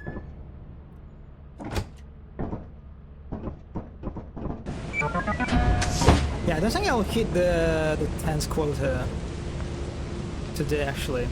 So what Flooded does, and you can already see, it basically reduces your time limit because it floods the area, and oh god, that's already kind of rough. And I already fucked up because I should have jumped in the beginning on the rock and run toward the fire exit. So it's already not great.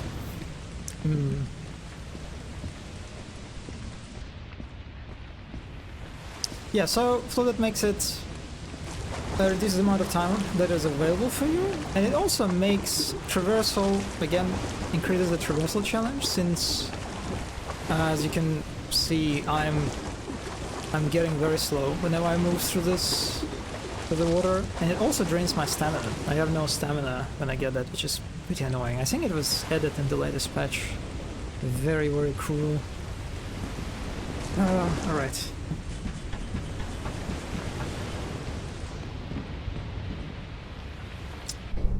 I'll try to be a little bit efficient this time. Okay, bottles. Bottles are good.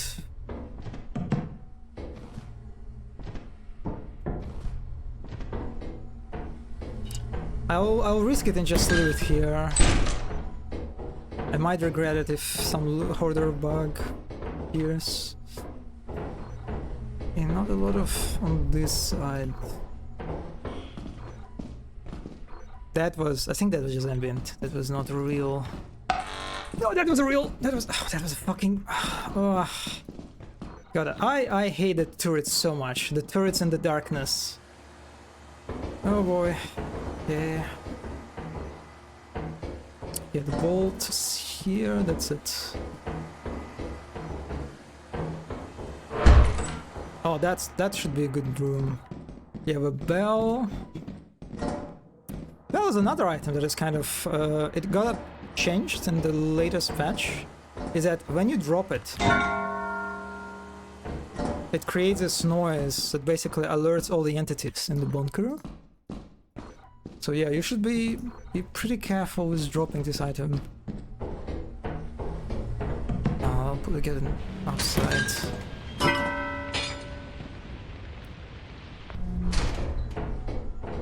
Yeah, I should really remember the layout of this place. So on the right there is nothing. And on the left here is a turret, right? Yeah, right here. Oh god, I should be... I'll take a peek. Just a short peek inside with...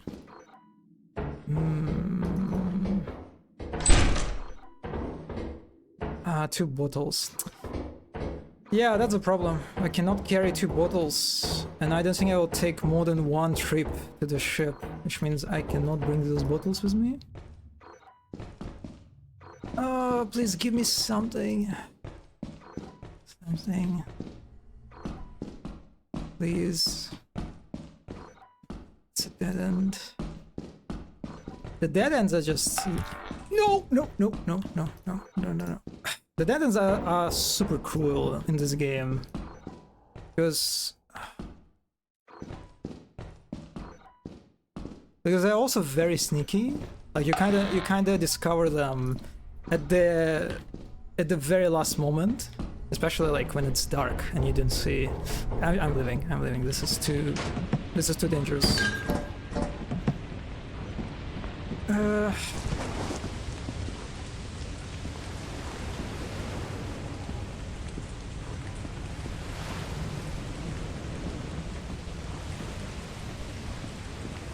Yeah, I don't think this rock is random. Look at all my stamina draining.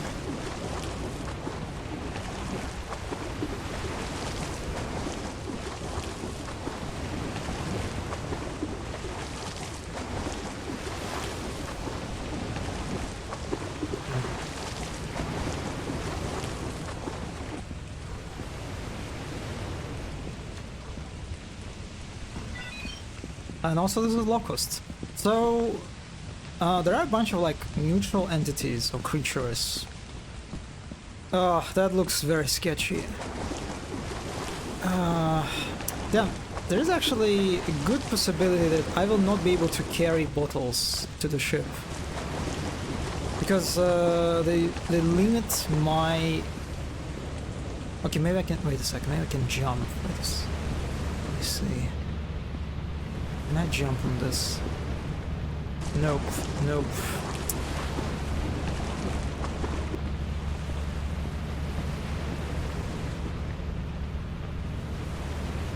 Yeah. When you have a 2-hand item, you cannot climb the ladders. You can see it says hands full. Can be pretty annoying. Oh, also pumpkin. Look at this. Spawning just outside of the ship. Yeah, this is so cute. I just love how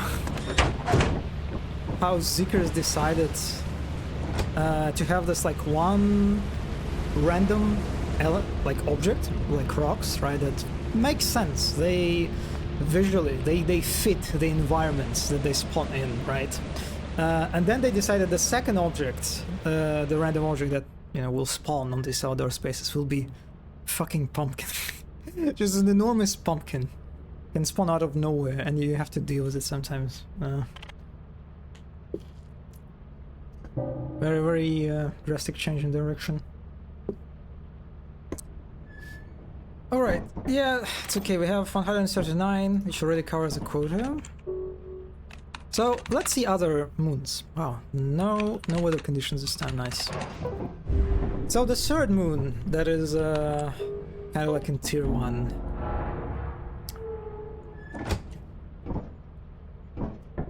It is, wow. And it is a pretty different moon, visually, in comparison to the assurance and experimentation, because it is in a forest. Look at this, very nice foresty area. It can be also pretty confusing to navigate. And the way you have to go is basically just go straight to the right. Because I believe, actually, if you go straight, there is... Yeah, there is a river that you can fall.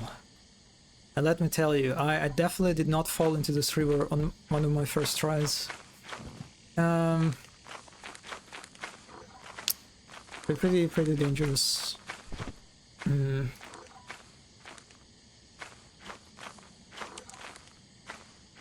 So yeah, I like how this moon basically gives you a nice kind of like visual change of environment, because you probably at this point got a little bit tired of that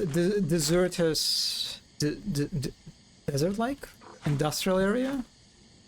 And also, it features a new mechanic on this moon, is this bridge that, if you notice, is shaking. And basically, what this bridge is, it has like a durability, basically, that gets reduced the longer you stay on it, and the more you have weight, or like the more players are staying on it. It's basically like a pretty fragile bridge that you have to be very careful to navigate, otherwise it's just going to break and fall apart. So it's kind of like a new mechanic that you have to handle, and it's kind of like the thing that sort of distinguishes this moon from others, because yeah, this is a pretty unique environmental mechanic here. And also, God, it's so weird how most of the entrances in Blissful Company, they are highlighted. They are lit with like a nice projector that serve on its own kind of as a landmark. But WoW, for example, does nothing of the sort. It's just, if you look at this wall, if you don't know, you won't even guess that this is actually the entrance, right? It's it can be pretty tricky. So again, I feel like that feels like a bit of like a low designer joke, just a game messing with you, because, you know, once you moved across the bridge, right, you don't see anything like pretty obvious. It can be a little bit confusing, but yeah. Once you know, you know. So again, we have a bunker here. Okay, this is another room that is static. Does not change its layout. That features usually lots of loot, like in this instance. Look at that. Look at all the loot I have found already. Pretty nice. It's also one of those 2 floors room that basically it's pretty big, right? And it kind of like gives you quite some you know, breath of fresh air in these oh, the hotman alert. The hotman alert. Why are you already here, buddy? Okay, he's gone. This guy.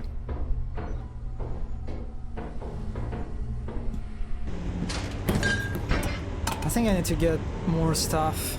I have like at least 1 slot. So he ran away in this direction, right? Since his door is closed. Oh, that's a dead end. Not good.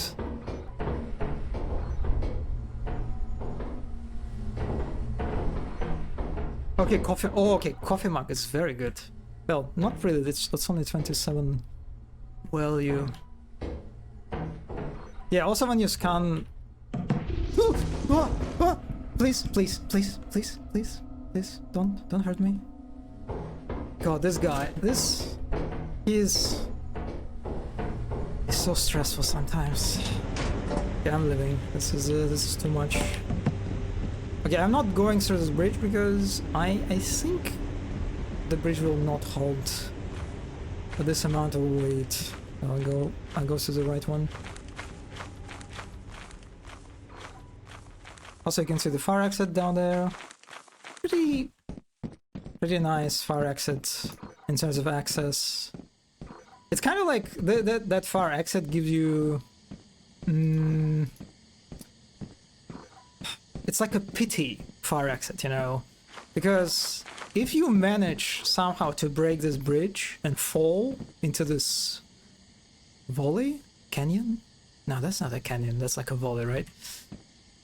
And you feel bad and terrible about yourself. You feel ashamed for fucking up something that is so easy.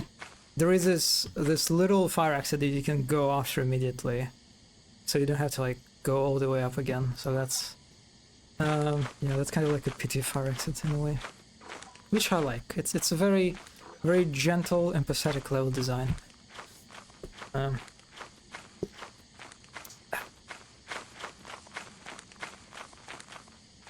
I'm drinking coffee today, and God, the cold coffee, it's kind of miserable, you know, to drink a cold coffee, but then you kind of have to, because like you don't want to waste any coffee, right? So you're kind of stuck in this very unpleasant endeavor of finishing. Yeah, let's go.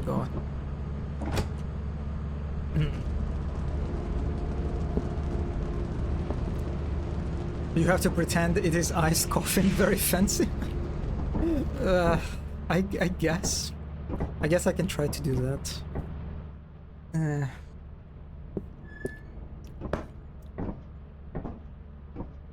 How much I got?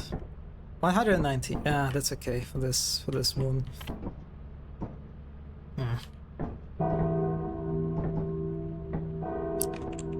Okay, 1 day left.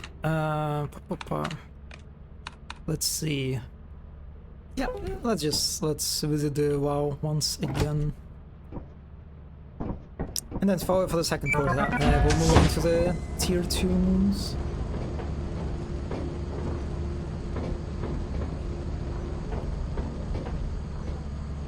Oh, we have a... Oh boy, I already know what I'm going to do. Oh no, also these guys. Hello, buddy. They're kind of cute, but they're also kind of annoying. Look at you. Enjoying sitting on my head.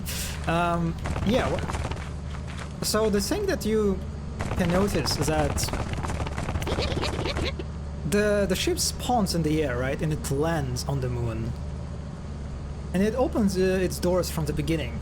So what it allows for you to do is to get out the moment you spawn and kind of observe the environment around you, because it's, especially on the foggy moons, usually the fog has pretty limited height, so when you spawn in the air you can actually see very well the surroundings. So it's kind of like, in a way, it provides to you a very limited kind of like a vantage point. Again, it's just kind of like, again, for those players who kind of want or get a little bit more, you know, it gives you an opportunity to be more effective in a way. That kind of like, look at this guy. But all I know about this game is that Frenzy dies on purpose on stream, so she does not have to... Really? Wait, she actually dies on purpose? I've seen a few of her collabs, right? Yeah, I've seen those. So wait, does she not like the Whistle Company? Oh, you fucker! Oh, you fuck! Stop it! Leave me! Stop it!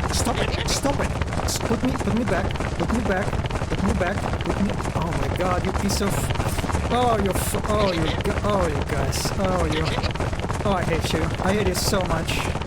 Just let me go, please! I got abducted by these, they are called tulip snakes, which is fun. She's not a fan? Oh my god, Yeah, so these guys, they were added. Okay, these guys are very funny. Actually, I need to start playing. It's already... I'm wasting so much time. What should I talk about? The snakes. Yeah, the snakes. The tulip snakes. The little... I call them the little mini pterodactyls? The flying dinosaurs. I forgot what their name is in English. They're cute. So what's the deal with them? In this game, among the items that you can buy, there is a jetpack. And jetpack... Oh, fuck this. Oh, fuck this shit. So jetpack allows you to, you know, fly around. But it's very skill intensive. It's very easy to like lose control of the jetpack and crash. It's like I I try to play with Jetpack, and let me tell you, most of my attempts to play with Jetpack ended. It ended up in me dying basically. So it's pretty skill intensive. It has like a pretty steep learning curve. Oh god, why there is so much Bracken? Did he sense? Does he sense my love for him? But yeah, basically, so it's pretty skill intensive, and most of the players don't really use it, you know. So it's pretty. Oh god, I hear the slime. Is a Bracken? Oh, that was a Bracken. I want to leave already. I want to already leave. So yeah. Oh god, what was it? So yeah, people don't really use Jetpack that much.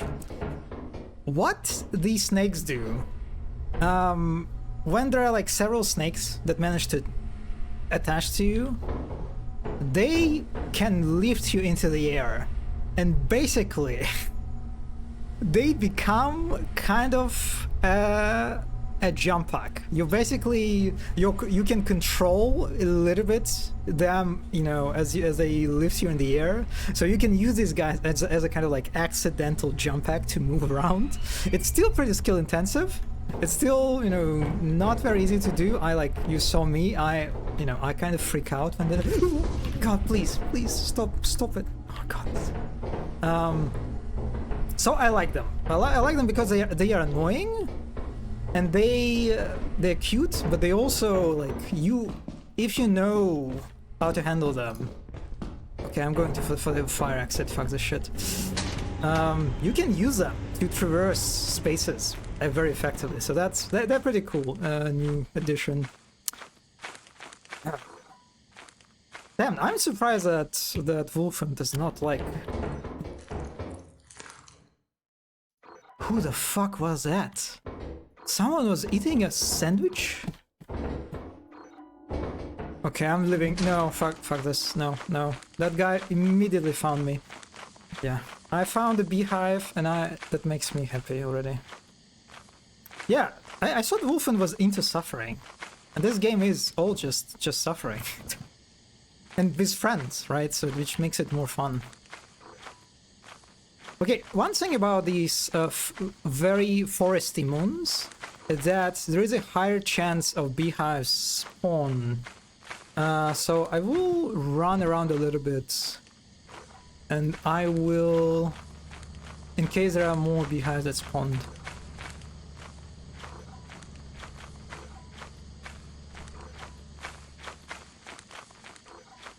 Yes! Can I even get this? Oh, she's not into suffering at all? Oh, she just wait, really? Really? Really? Huh. Okay, damn, alright. So it's just Dark Souls. Oh, no, wait, is there a way out? There is a way out. You know what the problem with this beehive? I don't think I can climb this. So I'm kinda... Oh boy. Oh boy.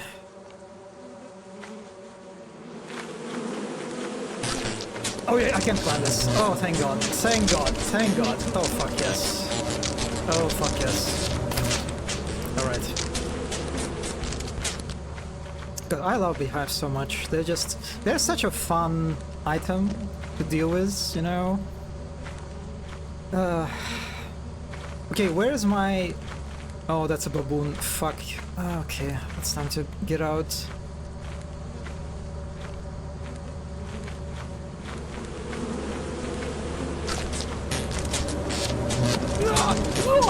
No! Fuck you!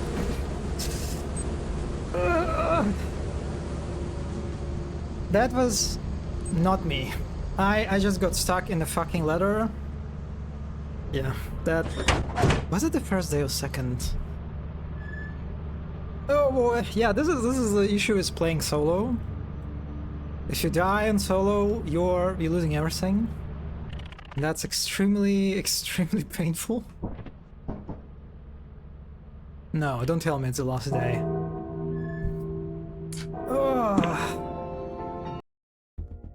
I don't know. Pretty sure that. No, I got stuck. Trust me, zombie. I try to get out. Okay.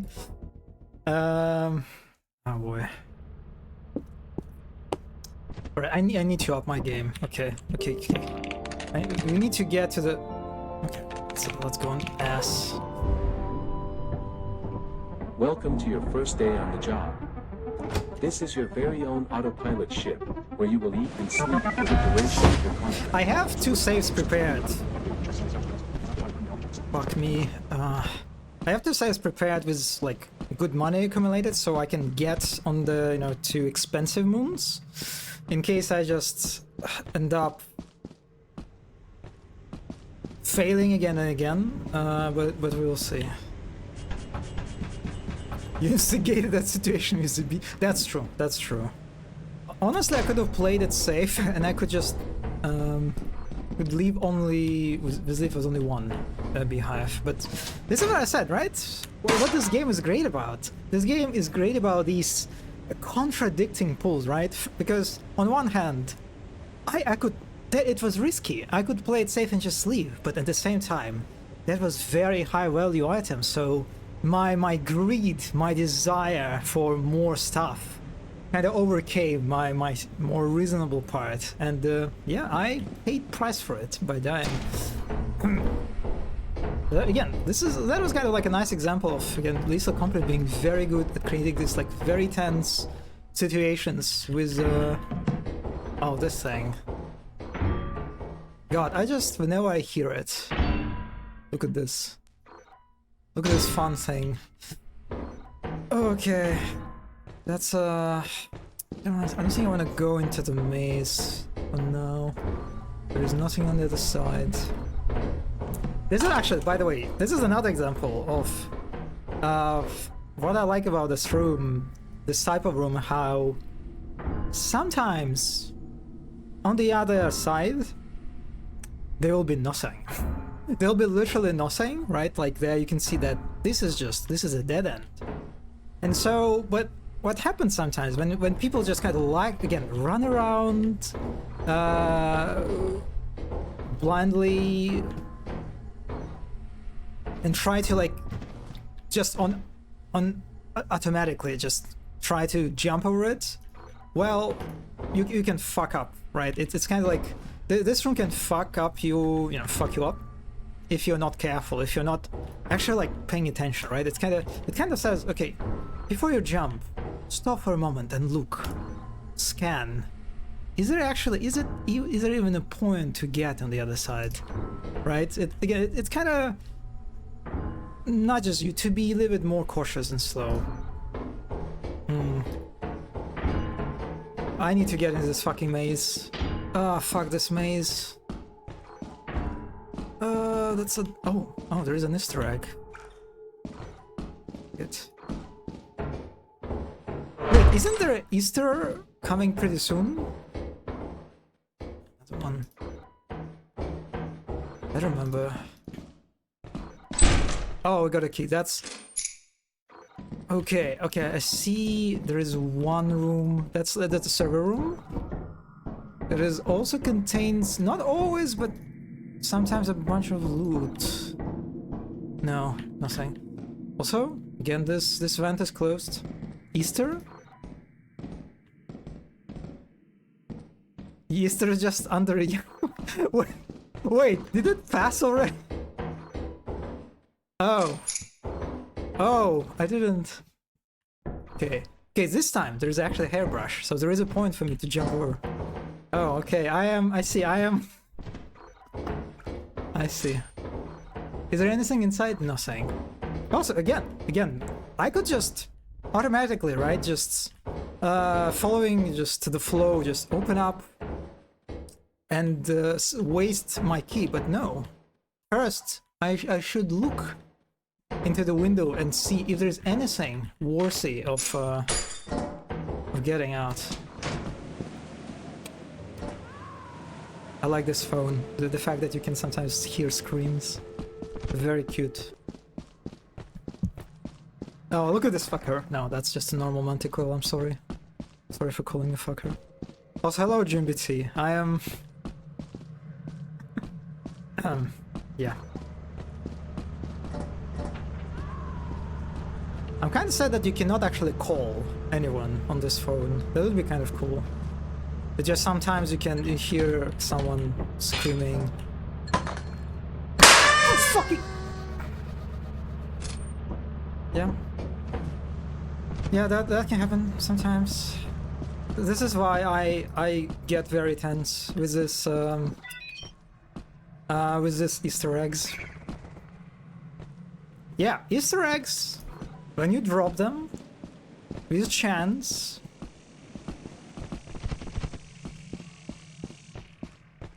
it can explode.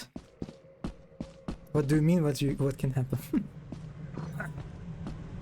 Yeah, I kind of want to get more stuff. Honestly, this is...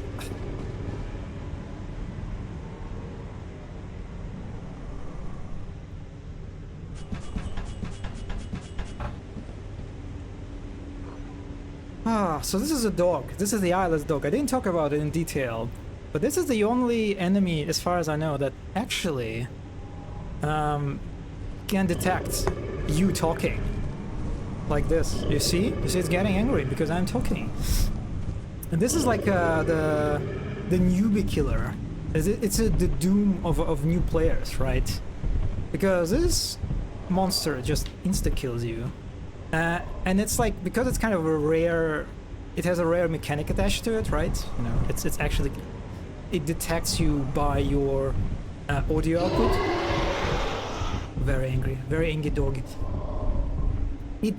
It catches lots of people off guard. And it is kind of tricky to deal with.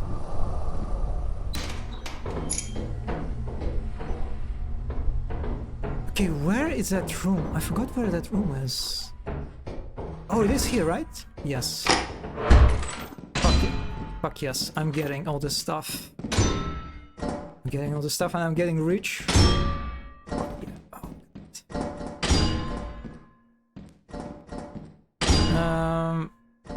I think the wheel is the most cheapest thing, right? Let me see. No, the actual sheet of metal is the cheapest one. Okay, let's get out of here.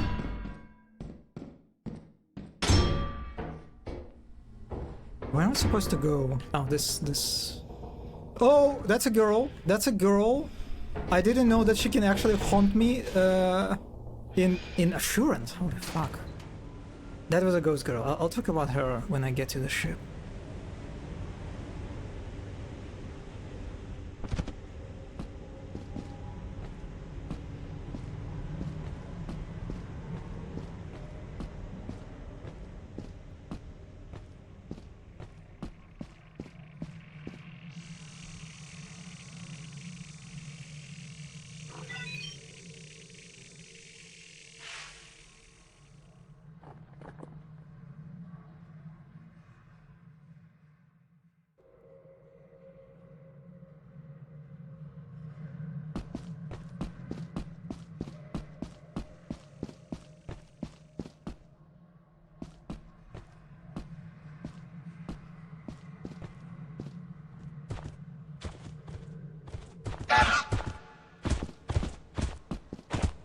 Yeah, baboon hawks.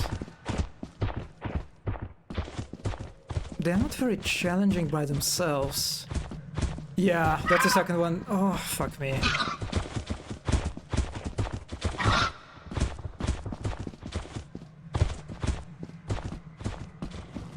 They usually stay away from you. And only attack if you, like, I think, stare at them for a long time. And then they will attack you. And they also can still loot. Kind of like loot hoarder bugs, but for the outer space. But that was not... You hear the breathing? That's a girl. That's a ghost girl. Yeah, that's her actually. You can see her on the... Look at her. running around. So nice. You can see her now on the outside camera. So yeah, the Ghost Girl, she's pretty interesting too. She basically targets one player and haunts them. And their mechanic is basically like hide and seek. She's kind of like the opposite of Coilhead that we did not encounter and Bracken.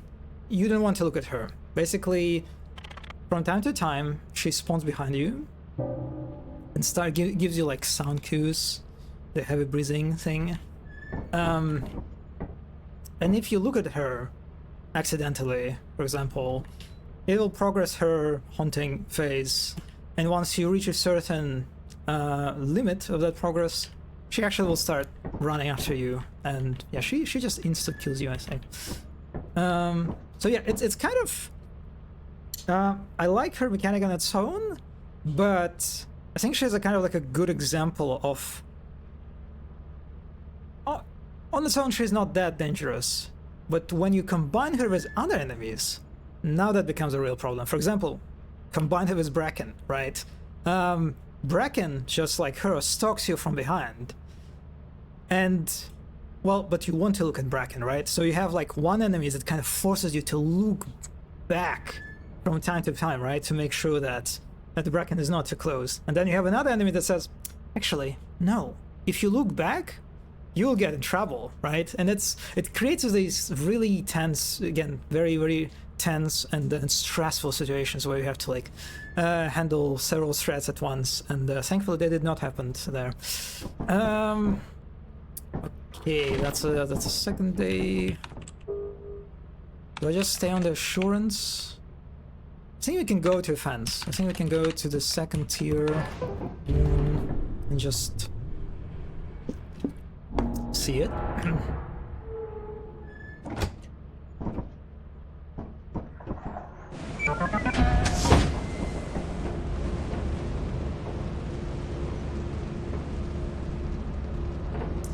So, a fence is similar to assurance. For example, right from the starting position, you see something. You notice something similar. Again, we begin in the orientation that like immediately forces us to just do an 180 turn and go back. Which is kind of funny because in this case there is not even like a hint. There is no like red herring, right? It's just a fucking wall of rocks. So you can't even get like distracted by thinking, oh, I'm supposed to go forward. No. Yeah, I wonder what's the point of this orientation, sort of. I guess it just makes it a little bit trickier to get to the ship.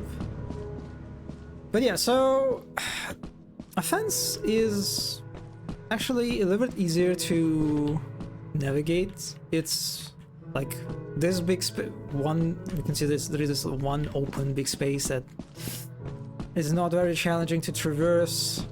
And then here there are a bunch of like routes that you can take.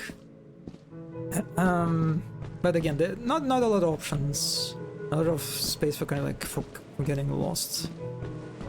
There is one interesting part of this area is that in order to progress, one of the routes requires you to jump. And it's kind of a tricky jump, because if you just like jump normally, you will fall. And it's sort of, there is some skill intensity to it, you know.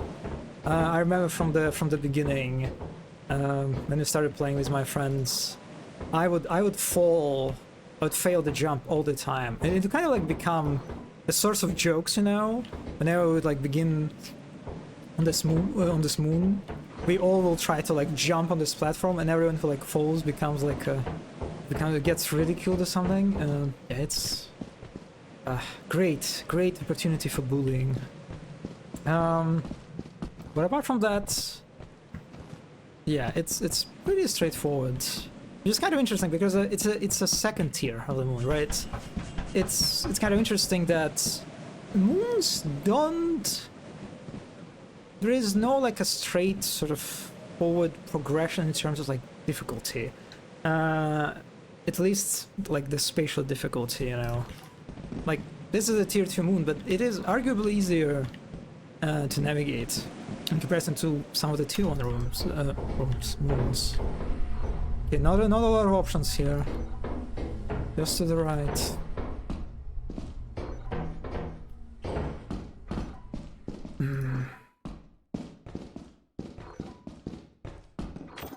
Oh, okay, we've got the apparatus. Okay, I didn't talk about apparatus and oh, so we got the key just in front of a locked door, nice. And there's a toy cube. God. I am feasting already. The moment I enter this this bunker. That's pretty good. So apparatus is another curious item. It has basically it's a light source for the area. If I take it out, the whole space will become dark. And so it kind of like it is a high value item. And it kind of introduces again this tension, right, between different sort of motivations. Because at first, when you see it, yeah, let me actually look at the, just in case there's a bracken. When you see it, you very quickly want to just grab it, right? You want to grab it almost immediately, especially if it's like it's located in the depths of the space, so it's not super easy to get to it, right? Later, but then there is a risk to it. If you're pulling out it very quickly, then you'll have to deal with the darkness, with the whole place being dark and harder to navigate. I, however, is just going to leave.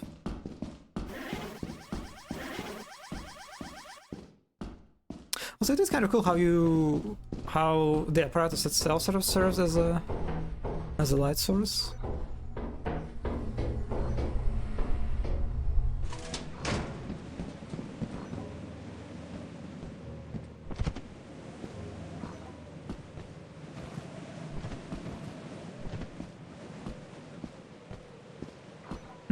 So, one thing that you at this point probably notice is that despite the fact that outdoor spaces are pretty big, right? I don't know why I did that. I barely use any of the space, right, that is available to me. Actually, once you figure out the route, the most efficient and straightforward route to the entrance and far exits. And this is kind of like one of the things that I'm not sure how I feel about. In general, I think that's a bit wasteful, right? Once the players find out how to navigate the outdoor space, most of the outdoor becomes just a waste, right? It's just one big space that, like 99% of the time, no one will use. No one will go through it, and so it's sort of, you know, there is a certain, like, I don't know, inefficiency to it. It kind of bugs me. But actually, one thought sort of visited me when I was pondering this.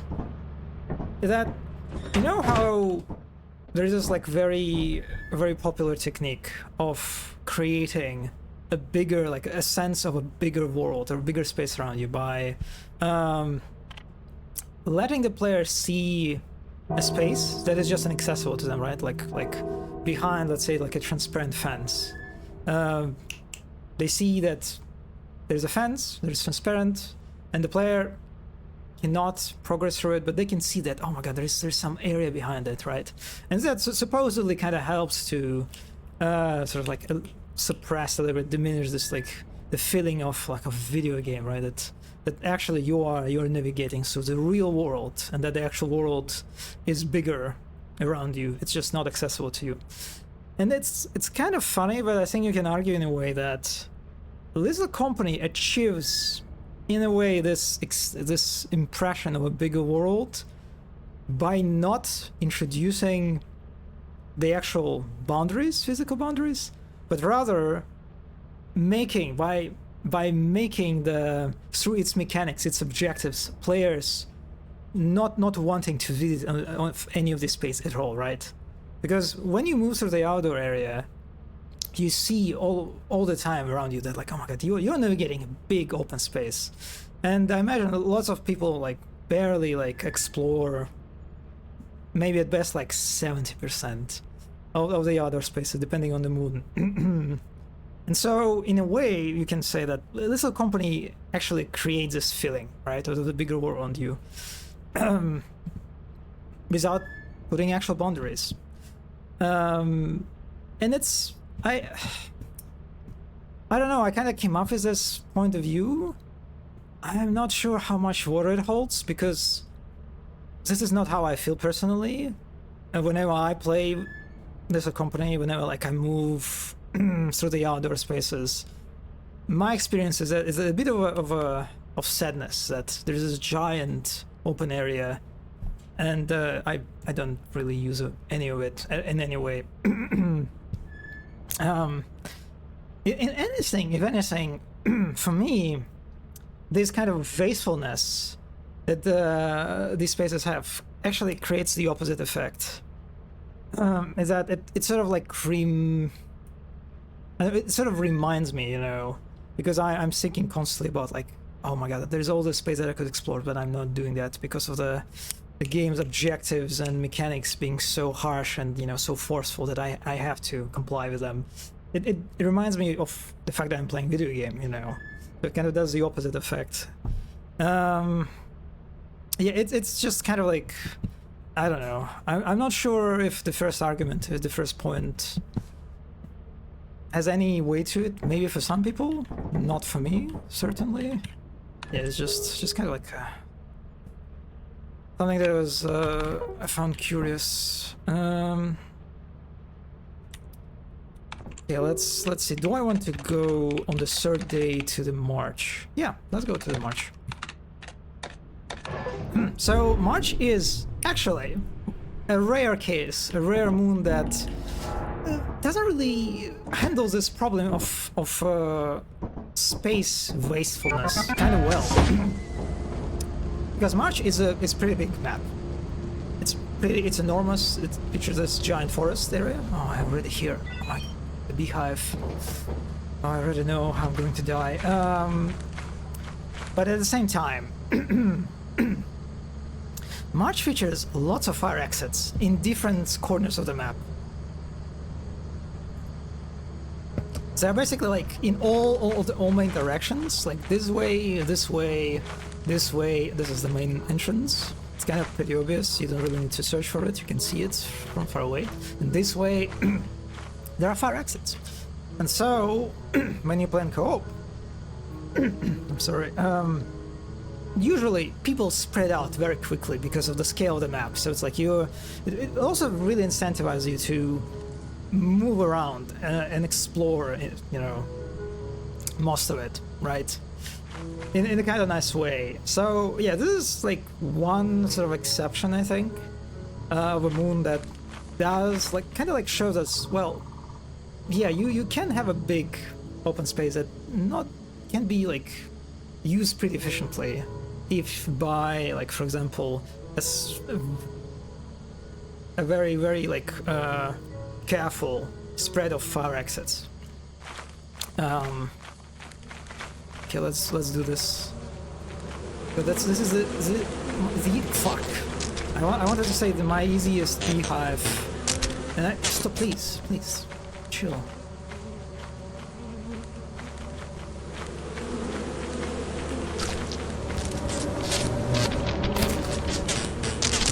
Please don't bite me. Ow, stop. Okay, so the beehive acquired. Let's go for the entrance and pick up some loot, I guess.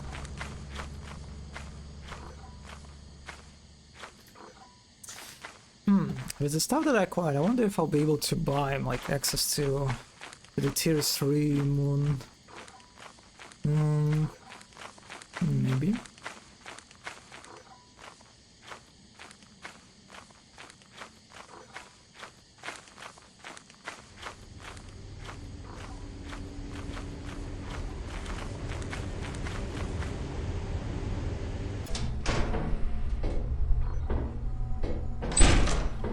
Yeah, one of the fire exits pretty close. Well, Or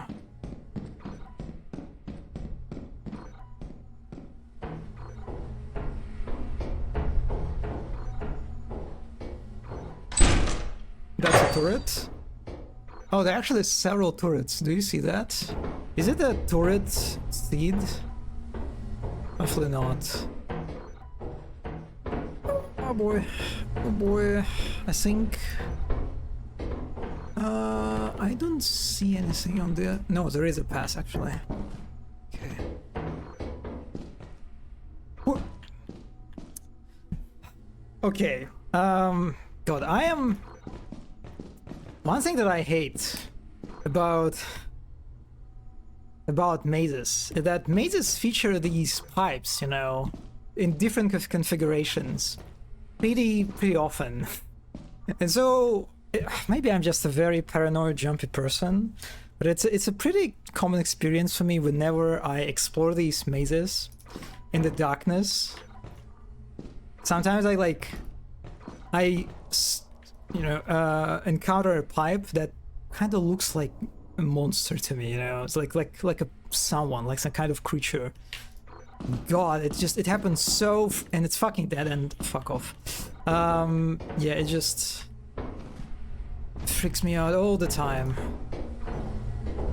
You know what? Let's try out the different fire exits. There's one fire exit that is not far away.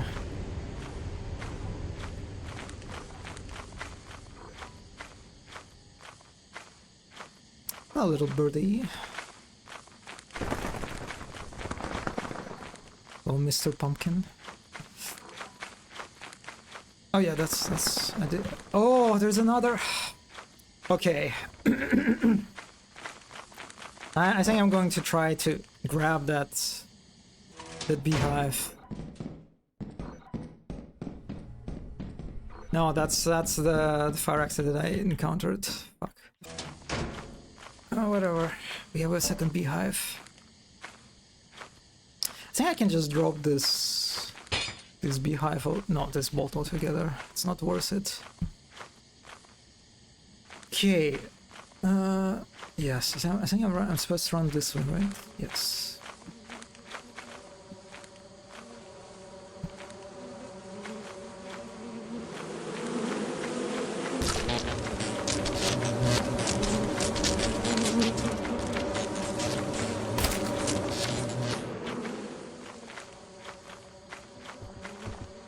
Oh, you... yeah, these guys, of course.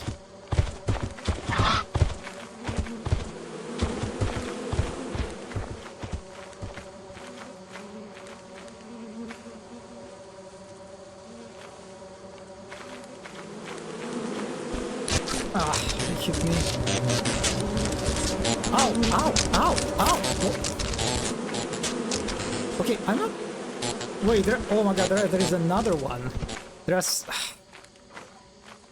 Okay, sometimes they can be so many beehives. Ooh. Okay, I think I'll go for this one.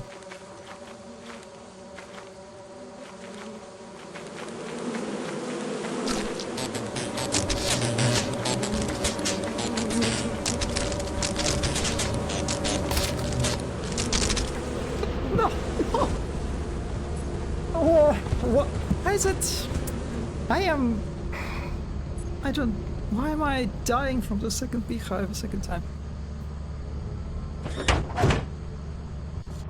You know what? I think it is time to use one of my fail-safe saves. Yes. Oh boy. I'll actually go to the tier 3 moons. Okay, yes, so let's go for this one.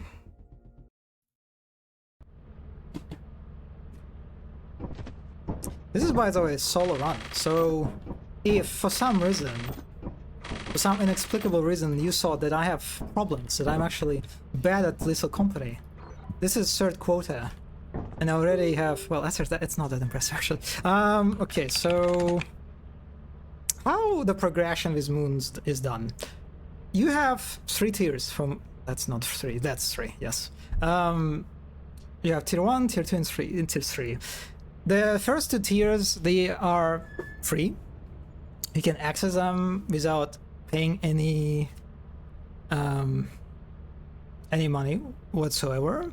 But the third tier that holds all the most like expensive moons, you have to pay for it. So there's a certain additional kind of like a skill gate that prevents people like immediately going, you know, after this moon, whether they're new or experienced. So let's check them out, because they actually have a pretty interesting indoor spaces. And you know, before that, I'll take a short break. I'll be back very quick. And you can listen to some music maybe.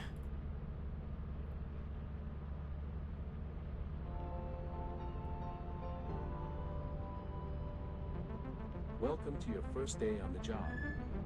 This is your very own autopilot ship, where you will eat and sleep for the duration of your contract.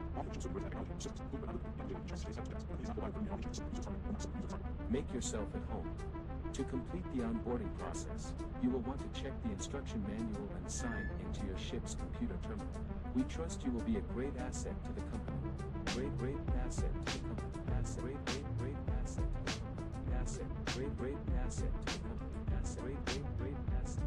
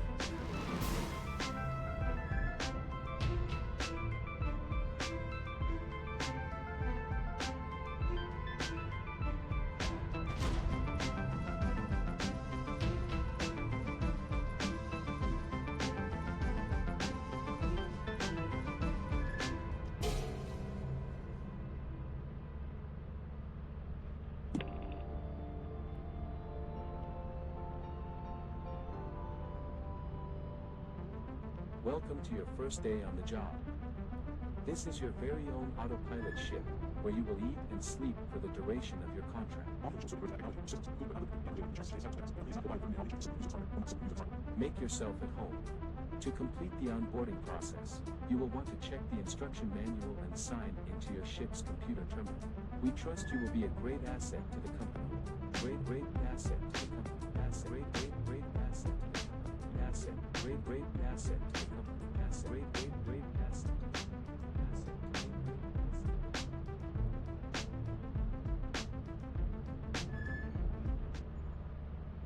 Okay, I'm done with my coffee. I refuse to finish it. It's got too cold. Thankfully I have some cola. Alright, so tier 3. Moons. Okay, so the first one is Rend, Frozen Rocky, and honestly, you can see on the screen like the description for the moons, basically, right? I never read them. I wonder how many people actually pay attention to this information. Usually, the only information that you kind of care about is a weather condition on the bottom on the screen. But thankfully, yeah, the weather is fine. No, did not land.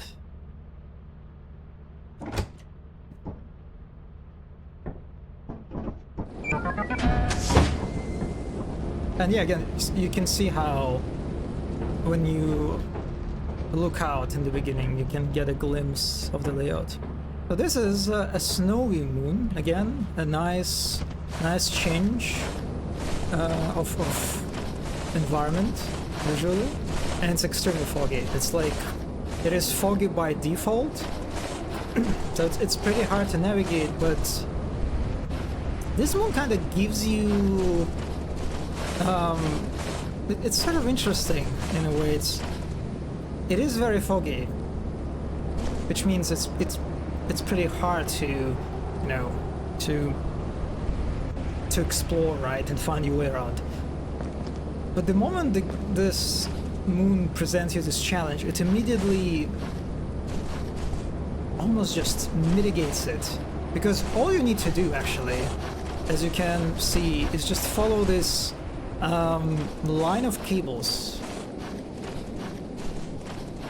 with lamps. Also, there's this little cabin. I don't think there's anything here, right? Yeah. Oh, also there is a rock. Yeah, that's a random rock.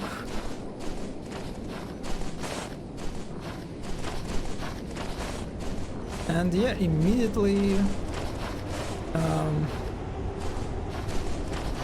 I found the entrance. The fire exit is a little bit tricky to find. Actually, not sure where is it here. Also, one kind of nice thing about this moon is that when you walk around, you leave trails that, as far as I know, they stick. They don't disappear, basically. So when you play with your friends, you can, you know, help each other and follow each other's trails in a way. So kind of like a nice little way to promote cooperative play. But yeah, what we have here is a new type of indoor space, like the second type that that this little company has. It's a mainer. So yeah, it's again pretty drastic change in the environment visually, and in terms of scale of the spaces too. You can like immediately see, right? It's not as claustrophobic and, you know, narrow and as Bunker. Now, a lot of the rooms in the manor are pretty spacious and big. So yeah, there's this spatial contrast kind of gets diminished a little bit, but that's not that big of a problem.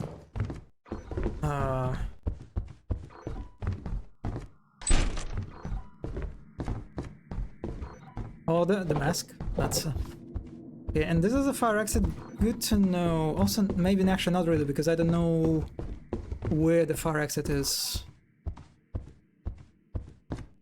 Some slayers did not know they had much. It is kind of nice, right? I kind of like this moment of introduction of mana, right? Because most players, again, in the beginning, will kind of get stuck with tier 1 and 2 moons, right? That feature only Bunker. Well, it can feature Mainer, but the Mainer's spawn chance is very low as far as I remember.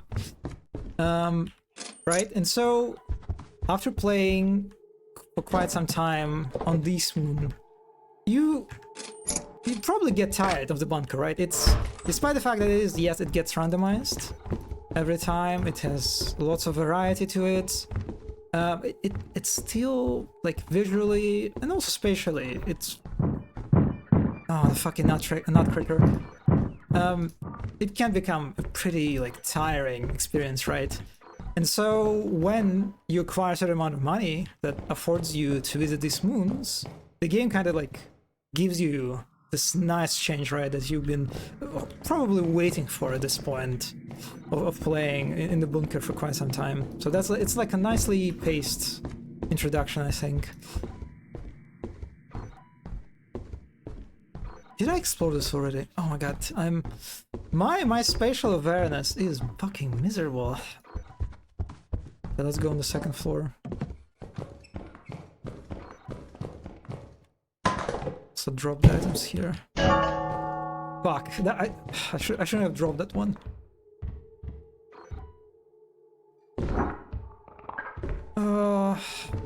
I really don't want to deal with a nutcracker. Oh, that's a nutcracker. Okay, here we're going in the other direction.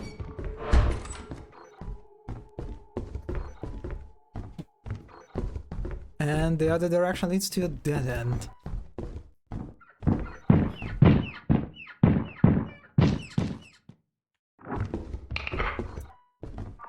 Oh boy. Oh my god, he fucking aggroed me. He aggroed me. He aggroed me. Yeah, you're living. You're living. Okay, it's only 3 p.m. I think I can try to grab some stuff. Also, do you see this a message in near? Fuck! Fuck! Oh, that's a mimic. That's a fucking mimic. That's a fucking mimic. That's. All right, we are getting out of there. Okay, so that near activity message that you saw, that's kind of like an example of like very, very nice and gentle game design, because what this message does, oh my god, a fucking rock! It basically warns you that there are enemies near the entrance, right? Because when you enter the indoor area, you are very vulnerable, right? You have no idea what's inside, and because a lot of enemies, this guy, they can insta-kill you, right? It can be potentially. Fuck. Oh god, the fuck. Oh, okay. So yeah, it can lead to pretty unfair situations where a player enters the indoor area, there is a monster hanging out near entrance, and they get insta-killed, right? Pretty unfair, not that great of experience. And this is why they have like this little nice message that it's not very noticeable, I would say, but I still appreciate the gesture that there is some, visual help to give you like a clue if it's safe or not to enter. Also, I said all of this, but I'll be honest, I actually found out about that thing literally yesterday. For more than 60 hours, I didn't know that this feature exists. So just yeah, it's a lot of analysis getting routed by ship. That mimic, yeah, it's so most of the monsters they're confined to either outdoor or indoor spaces, right? But there are a handful of exceptions of enemies that can actually traverse between the two, and mimic is one of them. And yeah, mimic can be, especially in co-op, can be quite. It can lead to some quite stressful situations. Okay, let's do it again. Why not? Oof. Oh no, it's stormy. Oh fuck. Oh fuck, it's stormy.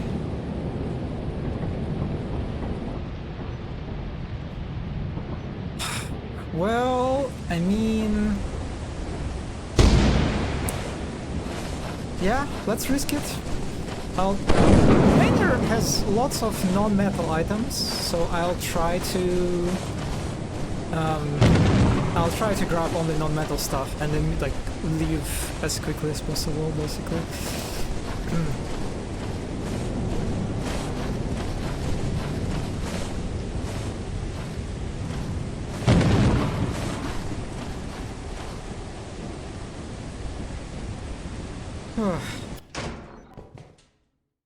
And it's dark. Fantastic. Oh god. I'm waiting for some fucking turrets to just obliterate me out of nowhere.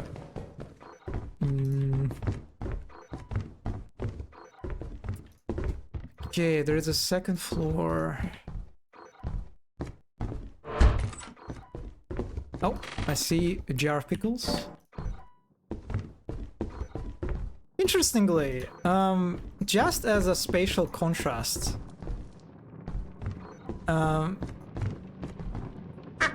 gets reduced with the manor, right? Yeah. Also, the sort of it gets a little. I need to go back. I'm already getting lost. I'm already not sure how to get back. It's the ability to sort of navigate manor and to recognize different like types of rooms also decreases, because a lot of the oh my god, painting. Okay, yeah, I'm just leaving. Fuck this. A lot of the rooms in manor, they just kind of blend together.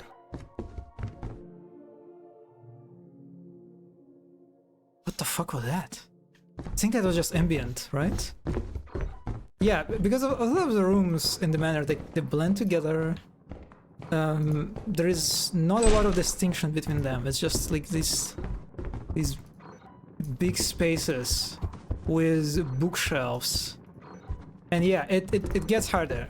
They definitely get harder to move around.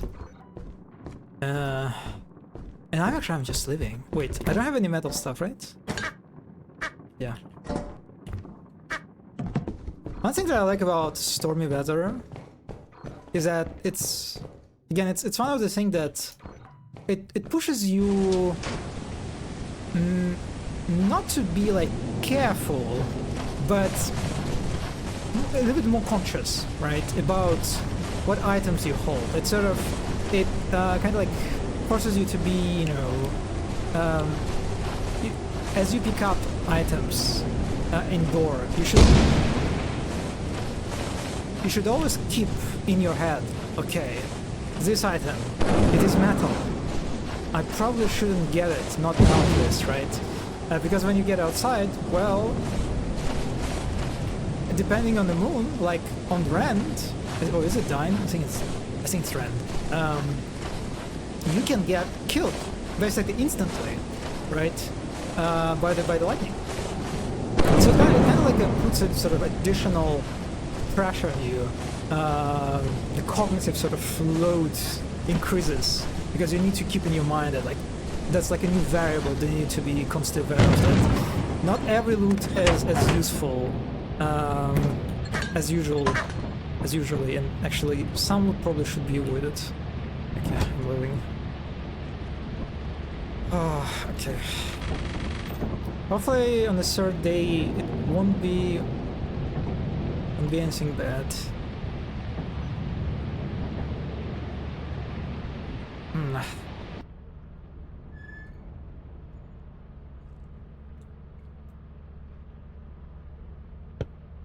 262. It's okay. Considering the stuff that I found, it's fine. Okay, no weather conditions. Amazing.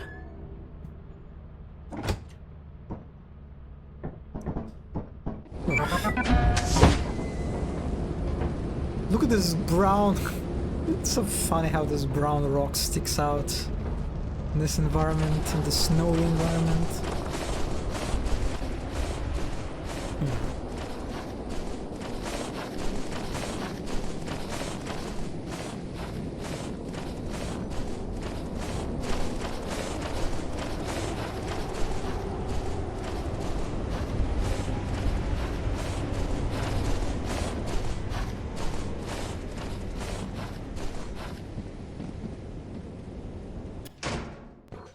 Ah, we have a light. That's good. But there is a wind. Good to know. I'll try not to forget about this. Toy cube.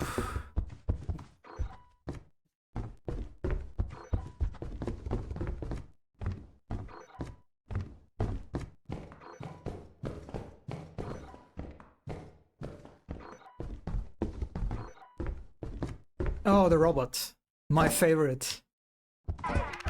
Yeah, because... Yeah, robot is one of those... Also, look at this trap. Very sneaky.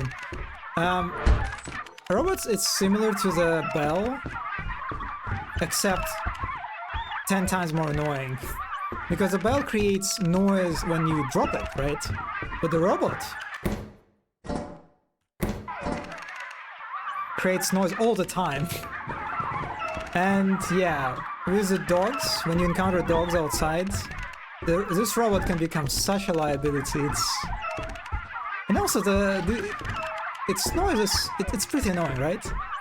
Its noise is annoying. It actually also occupies like a big chunk of your screen, right? It reduces your visibility quite meaningfully. So yeah, no. God, I didn't even. I forgot that I have an Easter egg. God, I hate you so much. And you're so ugly. Oh. Yeah. I think there's only a way to explore is upstairs. A jar of pickles.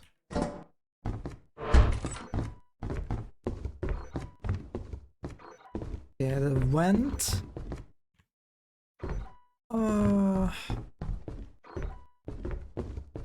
That's the entrance. Okay, I can go to the left. That's...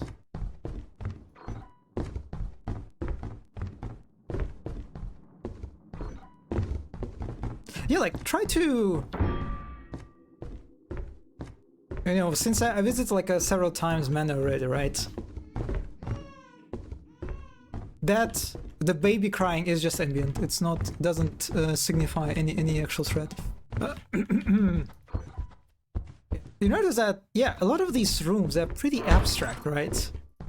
There is another ventilation. There is not a lot of like memorability to them. They don't stick out as much as, you know, as rooms in the bunker.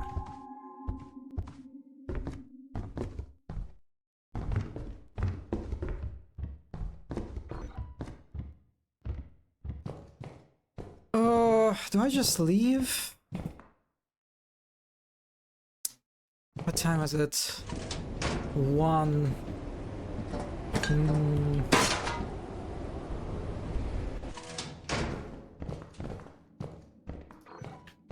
feel like I explored everything in the close vicinity. Oh, the hairdryer.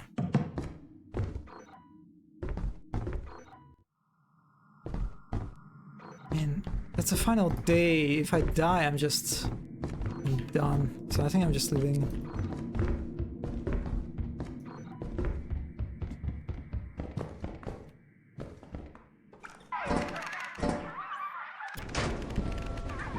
And then I'll get the stuff later.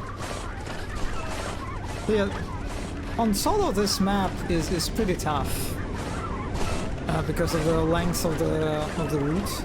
So if you have to like take several trips, it takes a pretty long time.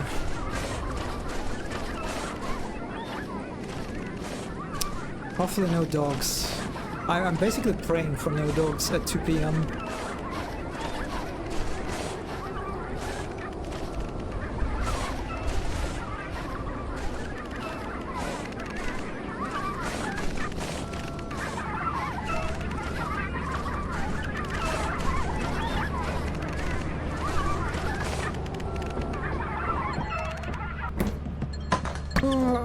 Oh god, again, drop the fucking egg without thinking about it. Also, Zombie, I just realized you haven't posted a single cat emote. Did you lose your cat emotes already?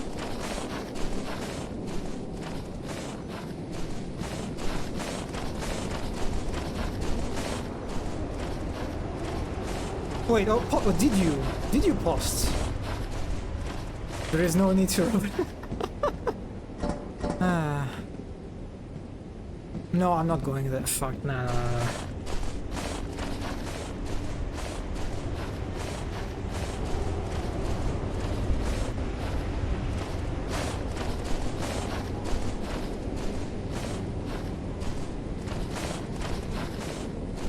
Catless existence. Oh, that reminds me, there are so many mods for this game. And one of these mods literally adds loot in the form of cat. It's just like a cat that wanders around and you can pick it up and like pet. And yeah, it's pretty cute. Because I think the cat can, you know, meow, that will attract other entities. That's, I think, one of the downsides. And it also can wander off. So it's if you leave it in one place, it's kind of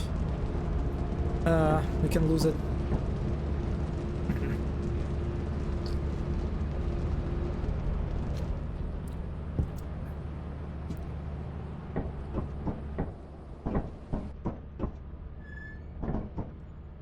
Yeah, how much stuff did I get? 300. Good. Actually, pretty good. That's almost like the entire quota. Let's sell this thing. So I guess, yeah, after this moon, I'll show the Dine. The Dine. So for a long time. Wait, I did not land. Quite a long time, there were two tier 3 moons, Rand and Dine, that were very similar in terms of their outdoor spaces. They both were very foggy, snowy, and both featured this like a line of lamp posts connected by cables that you have to follow in order to reach the entrance. And that was a problem, I think, because in a game like that, it has a very limited amount of moons that you can visit. I think it's pretty important that every moon sort of provides a. I'm putting the egg immediately on the counter. I think it's pretty important that every moon provides some kind of unique and special experience, right? And one of the ways to do it is to, you know, make each moon's outdoor space, you know, unique. That was a problem, that these two pretty important moons, they were very similar. Thankfully, that was changed in the latest patch that was released recently. That Zeekers actually... I wonder if the eggs can explode when I put them on the counter. That's actually pretty possible, right? And I haven't seen it. I haven't seen the new layout, so it's going to be kind of exciting.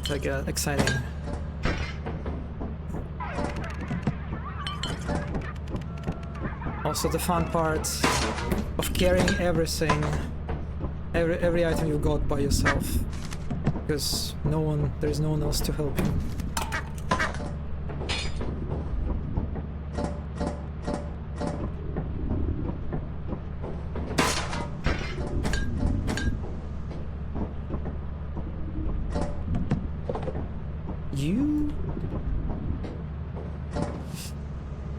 Alright.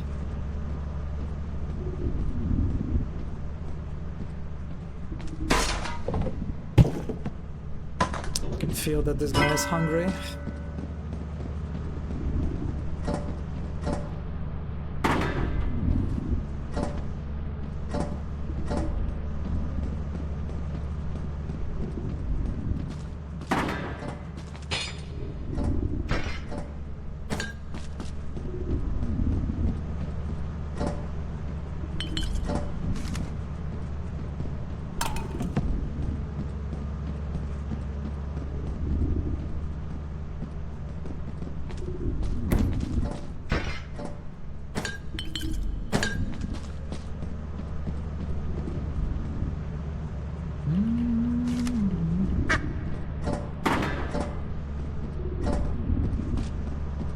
So now that I never thought about this before, but I think the duck also probably attracts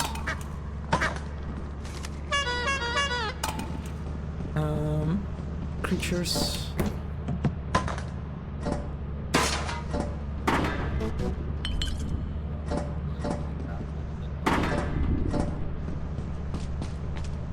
You know, one thing that I'm curious about this monster. You see that there is a speaker, right? And whenever you like sell your items, this speaker tells you sometimes that like, oh, you're very valuable to the company, or like good job and stuff. And I don't know I haven't seen like the definitive answer to it.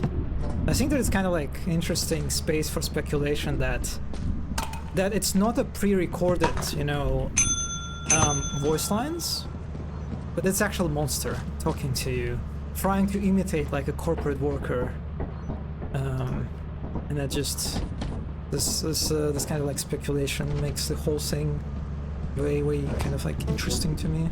Your work keeps the company happy. Yes, tentacle monster. Because this is implied that this monster is intelligent, right? And I think intelligent monsters are just like in general scarier, or like more interesting. Look at this. Look at the amount of quota, amount of resources I got in solo. Do I need to buy anything?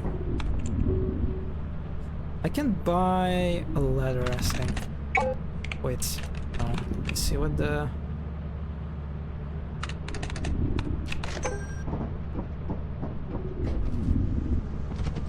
Also, you can see the very nice dropship that I didn't show, I think.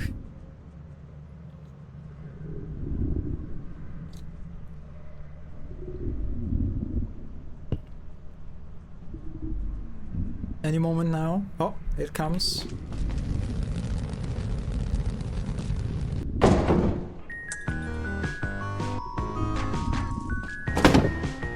Pretty cute melody. I like the drop pod because you can buy stuff on other modes, and the drop pod not always lands in a pretty close area, in a pretty like, you know, intuitive area.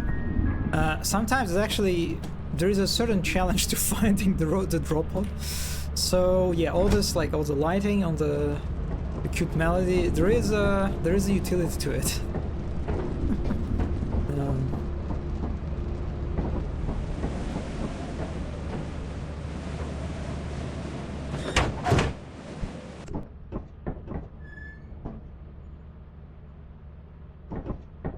Okay, so next one.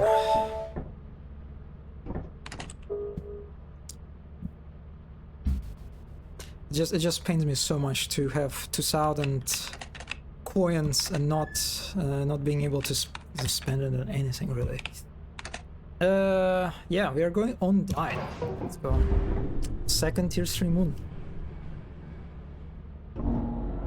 I think its entrance is also pretty straightforward. Hello, Triangle. Yes, it is a little company indeed. Yeah, this is a building you can see again from the beginning. Are you a little company enjoyer, Triangle? Yeah, it's more mountainous. Yeah, because I guess a kind of a nice change. Dead trees, the pipe. Okay, I remember this pipe. That's a landmark right there. I do enjoy this. I do enjoy, yes, every now and again. There are little games. Did you check out the new patch?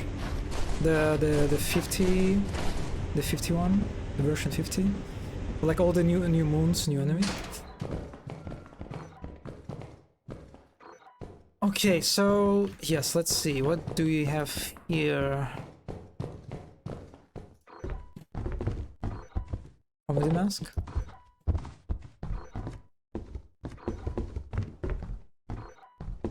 Why is it so dark?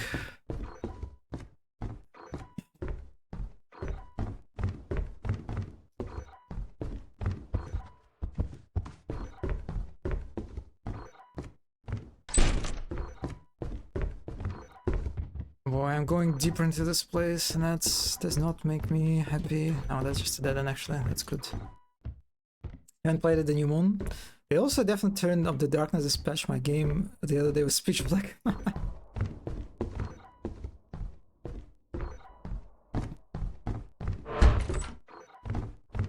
So one interesting thing about Maynard, by the way, that I didn't know about, that's like one of the things that I learned through, you know, watching videos.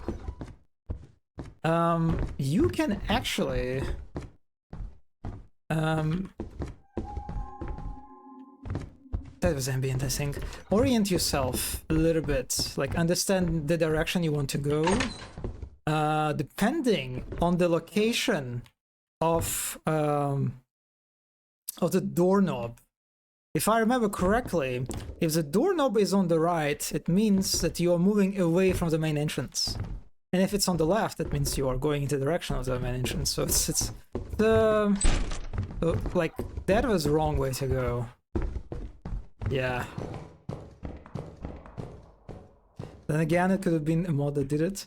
Do you like use mod? Let me ban this the bot. Do you use lots of mods? Like our playgroup is yeah, a free code. I hope you managed to got it. Yeah, our playgroup doesn't really use a lot of mods actually. We're kind of stuck to the vanilla. And I mean, the only mod that we use is the one that allows for more than 4 people.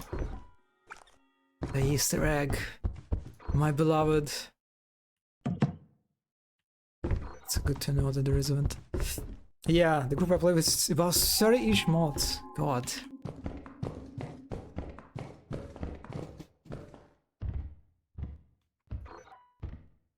I wonder why. I don't know what the reason is for such a. I mean, the game is very popular, but I'm curious. Is like Unity is very moddable engine?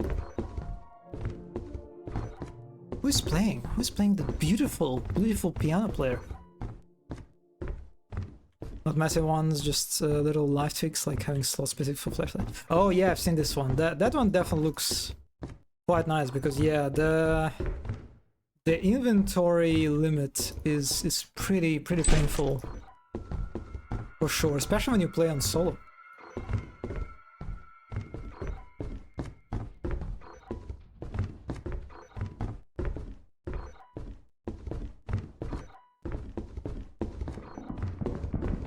Oh. I think I know who that is. Problem is that I don't see any like obvious routes to explore. Oh, that's a butler. Oh god, that's a problem. Because this guy is a very aggressive when you're alone. So this guy, he basically, from what I understand, he targets loners basically. He's kind of he forces the players to stick together. Oh god, I don't know where the fire exit is, so that's a problem. Near activity detected. He's near the door. Oh boy, I don't know where the fire exit here. That's. Oh, that was death right there. I almost fell. I'll try to explore the other side, but I feel like there's not a lot for me left to do, unfortunately, because of the butler.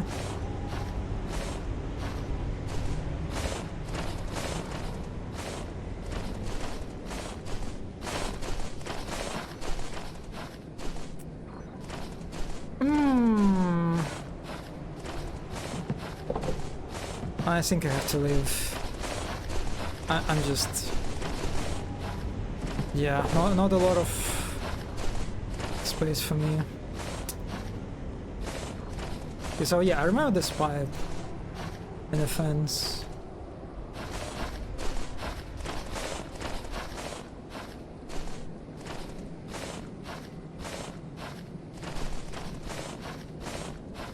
No! That's a fucking robot. Okay, I need to run. Okay, thank God. Oh, there are 2 robots actually. Hello. Hello there. So this is the new enemy from the latest patch. The old birdie. Look.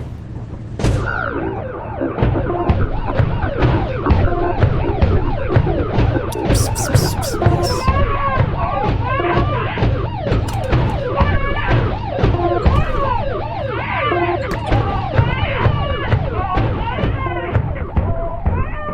I think there is a monster outside. Yeah, these guys are quite intense. And I also like that sometimes they just begin like baby crying. They just enter a baby mode. It's very cute. Very cute. So yeah, that new enemy is pretty fearsome. And I picked up only 94 loot. That's not a great amount. Oh.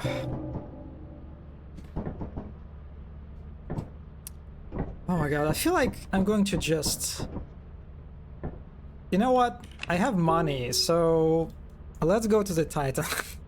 Because I feel like I will not grab the amount of loot that I need for this quarter. So the Titan is the last moon on the tier 3, that is at least in the list. That's like the most expensive one? No, actually not really. But the most expensive in the list. And it's kind of interesting because the Titan features the most non-existent outdoor area, basically. You will see. This is the entrance. Like we basically spawn right near the entrance. And the only thing that sort of gets in the way is the stairs that I need to climb, that I need to reach. But otherwise, it's literally right in front of you, and it's kind of puzzling to me why Zeekerss decided to make like one of the most valuable, expensive moons to do not feature almost any like outdoor space challenge at all. Yeah, this is it. We're already near entrance, and the fire exit is also pretty close.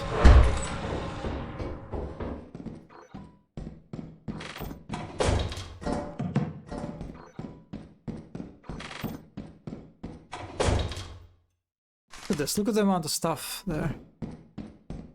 I'm already kind of full.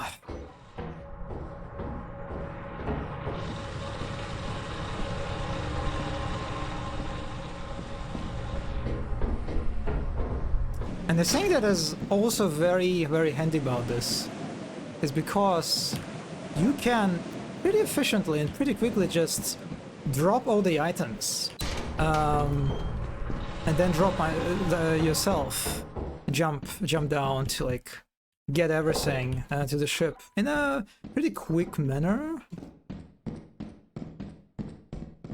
I mean, I like I guess the contrast that there is a moon that, you know, makes the outdoor space like very almost trivial. I like that part. It's kind of like a new experience, right? It provides this like unique experience that I talked about before. But for the most expensive, the most valuable moon, I'm not sure I like that. The problem is this, that I've seen some sort of like experienced players talk about that, you know, that actually Titan is not the best moon to go after, but our play group, let me tell you, once we get to this Titan, we are not leaving Titan at all, unless it's like Eclipse or something. We are sticking to the Titan until we fucking just lose. And that's all even more true for the solo run, right? Because again, it's pretty efficient for the solo run to use Titan to get all the loot. It's all pretty quick and easy. So yeah, it kind of just creates a strong imbalance.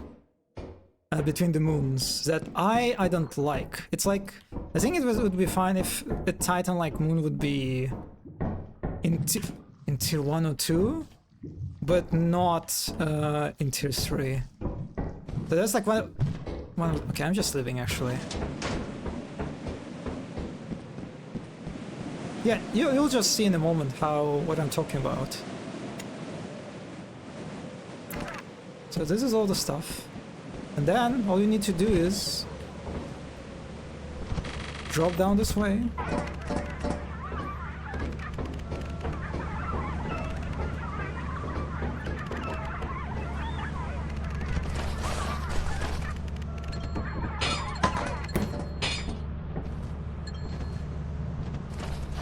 Yeah, it is kind of like a speedrun moon, right, in a way? But no, it's even beyond speedrun. It's just so, you know, convenient in this sense. Also, in the latest patch, they made the amount of loot kind of that spawns on Titan more, you know, stable. So yeah, like you on your average run, you get like you can get screwed up basically. I should just keep dropping items and go straight into dropping stuff. Yeah, I'm talking about GameGBT. But I understand. So yeah, that was it. It was pretty quick, pretty efficient. And I got like how much? Almost 400 value of loot.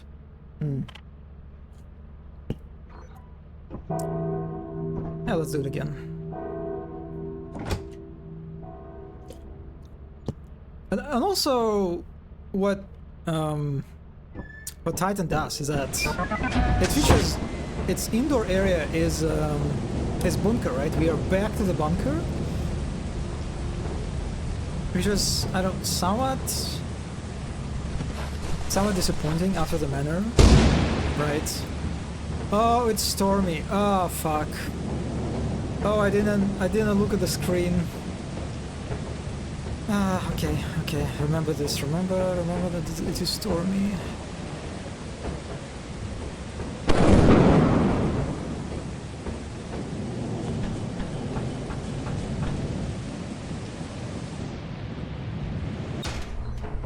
And it is dark.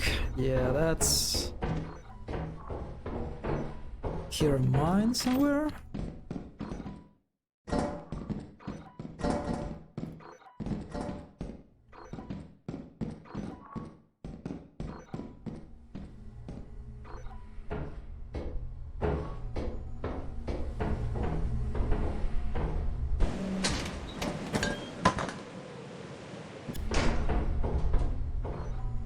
Oh, I love you. Hello, my most beloved toy. Also, all the stuff that I picked up so far was not meant. Hotman alert! Oh, why did he spawn so quickly? God, this guy is going to fucking.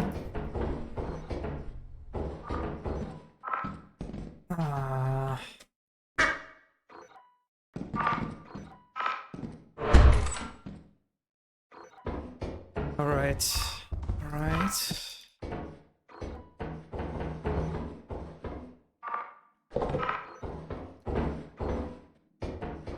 I think there's somewhere this way, right? He freaks me out all the time.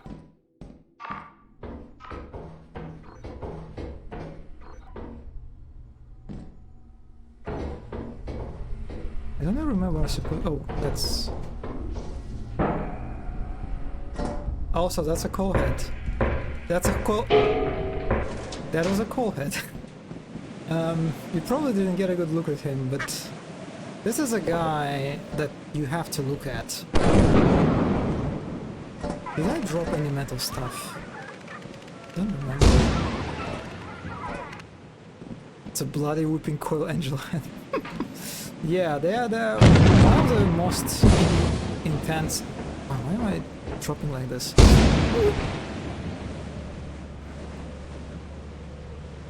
I love random lightnings.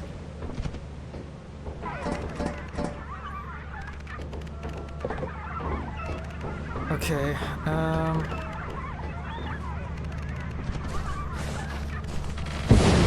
God, they're scaring me so much.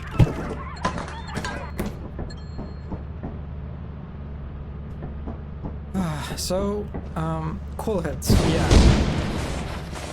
Coalheads basically one of those enemies that force you to look at them in order to stop them. Otherwise they will like run at you at very fast speed and just basically insta-kill, right? The damage they deal is very high. And I'm kind of glad that I did not have deal with them combined with Bracken. Ooh, okay.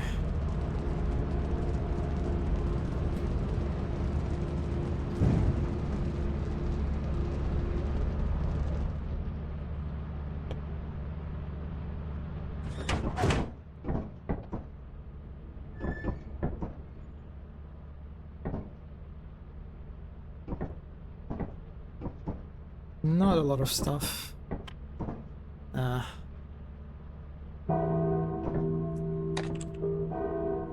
Wait, do I even have enough? Wait. Am I... Oh no, I have things here, okay.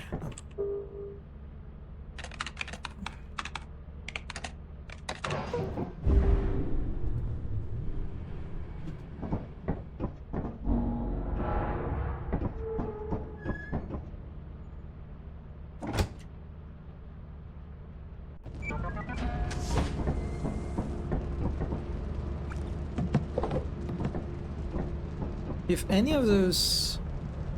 I have only one Easter egg, right? Okay. This Easter egg explodes. God. This... Every time, every single time I put it...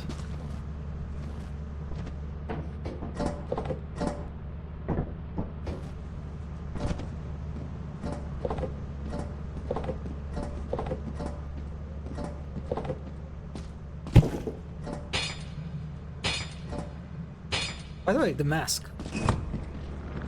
This guy opens it. So, the mask is a loot item, right? But the thing that you can do as a mask is... So I completely forgot about the letter. You can put it on yourself. And if you do that, you become a mimic. You basically die and turn into this enemy, right? And it's kind of like a funny thing. Funny mechanic that you can... I've seen, you know, people play the so-called like a mask roulette, where they stand in circle and everyone in turn put the mask on for like a certain amount of time, and with each like circle the time you have to hold the mask on increases, right, until someone becomes, you know, actually the mask. It's pretty fun thing, that sort of like a player-driven thing that you can do with it. But apart from that, there is no use to it at all. And I kind of wish there was, you know. I kind of wish the game would give you some kind of benefit if you're like holding the mask close to yourself. So it would be, you could like do this kind of like very risky move of I don't know, like maybe it's I don't know, it increases the amount of stamina you have or something, makes you move faster, something like that. So you could like maybe use it as a clutch, but it would be like very dangerous. It would be like a last resort action, because apart from that, yeah, it's you can't really, you can put it on accident if you don't know what it does, and if you have friends who you know decided to troll you.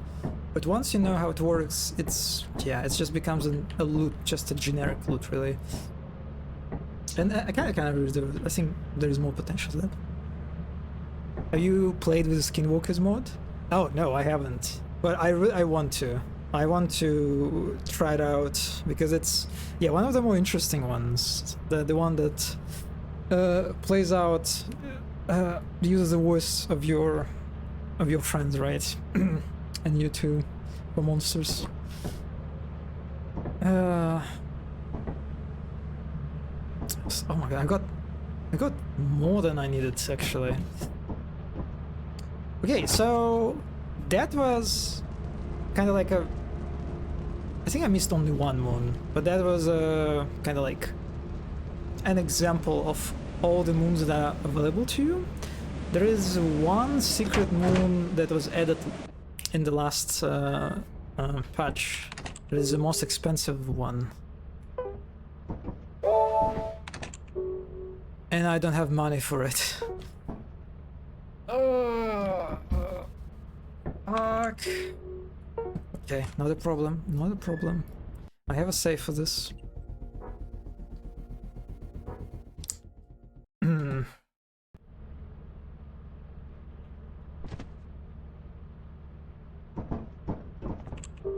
Alright, so there's a secret moon that is not in the list that you can see here.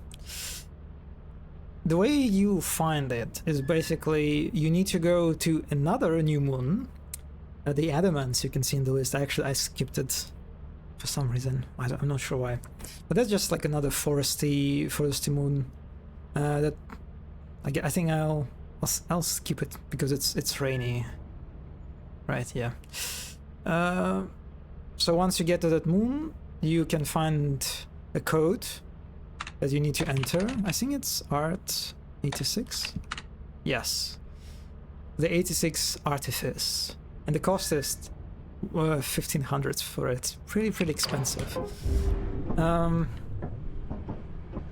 it's also like one of the most valuable moons as far as I know. The most valuable one. Yeah, 1500 bucks. And it's also, by the way, flooded, which sucks. But I'll have to be pretty quick, I guess.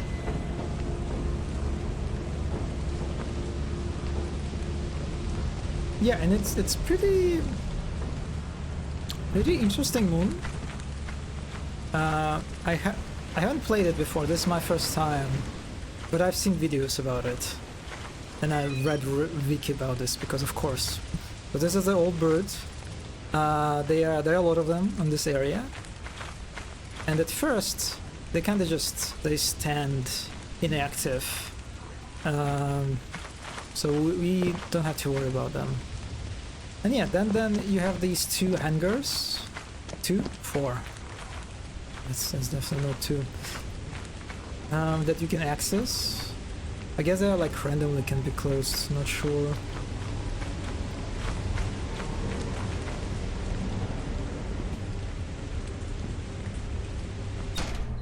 And that's a bunker. That's another bunker.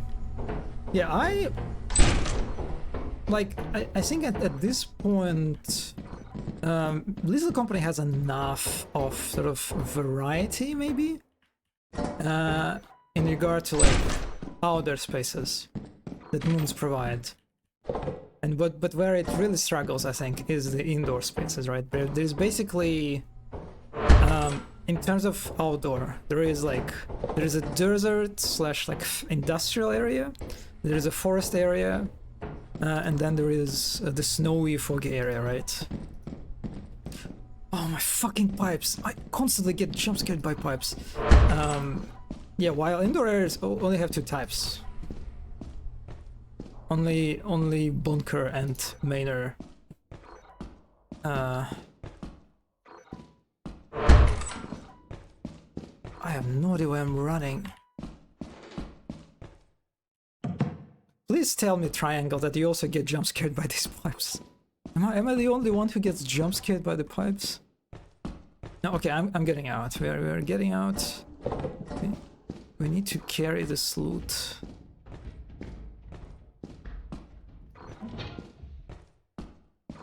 Did someone spawn?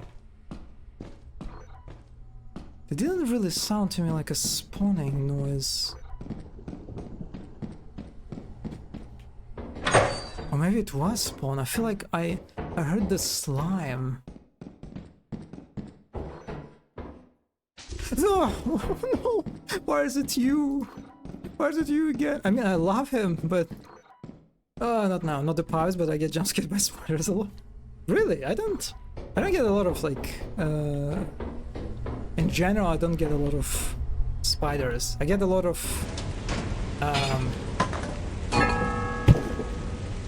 a lot of brackens.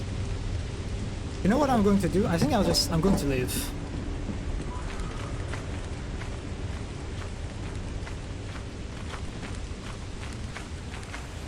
Because of the flood. I'm not going to risk it on the first day. I rarely get the break-in? Huh, interesting.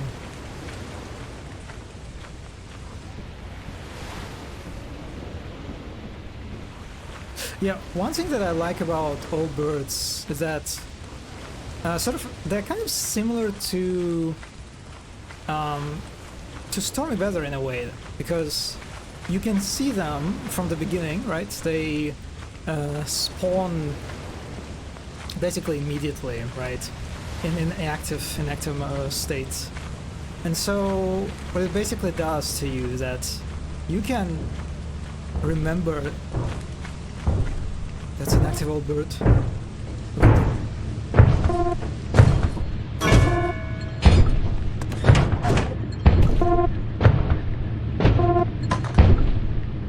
No, the camera shakes from every time they move. It's just so powerful. Yeah, they kind of nudge you to be, to keep them in mind, right? Their location. So you can sort of pre-plan your exit route, right, from the indoor space, how you're going to navigate around that old bird if it activates. And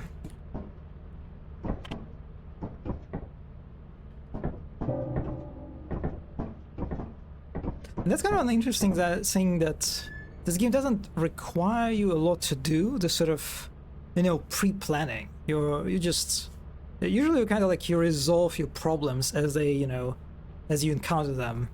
Yeah, but this is one of those examples that the game kind of tries to think a little bit more long-term, that I like, because it's not something that you do often. This game, you just run and hope for the best. Or you can do this. You can absolutely do this, right? That's also an option. Okay, is it? Okay, now the weather is nice, so I can stay on this moon a little bit longer. Look at this. It's not very big, right? It's kind of like its layout is pretty simple. Oh my god, this one is literally in front of the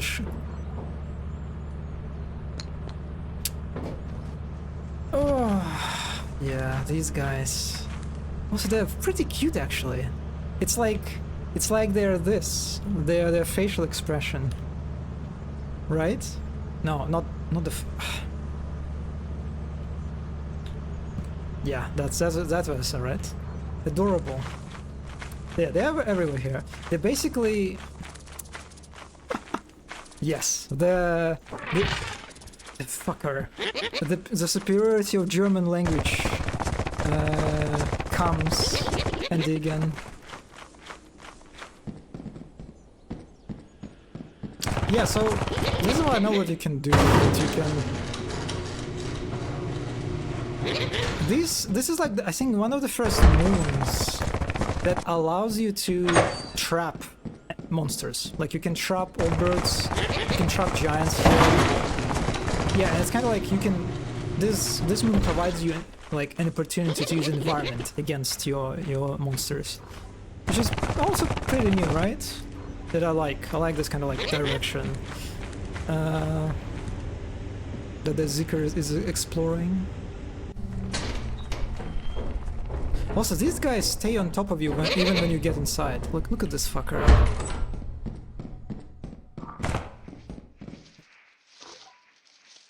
Look at you. Look at this guy. Not so cool, huh? Anymore? Yeah, whatever. Ooh. Okay, that was a mine. I haven't encountered a single mine, actually. In this run. That was dangerous.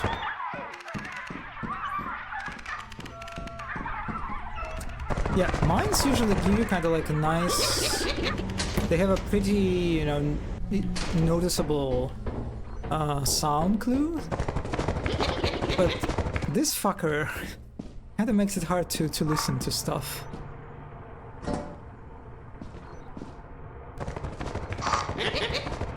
Oh, you're annoying.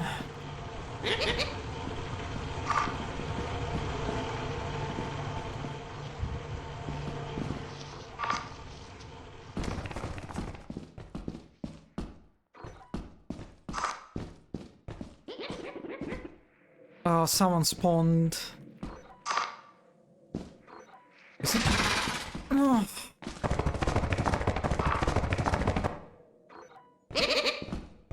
I wonder who can it be? Don't tell me it's Bracken again.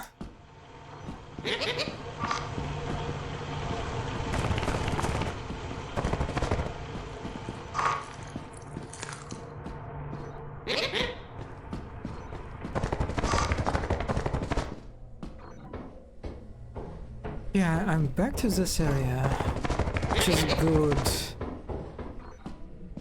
And this is at least back to the maze.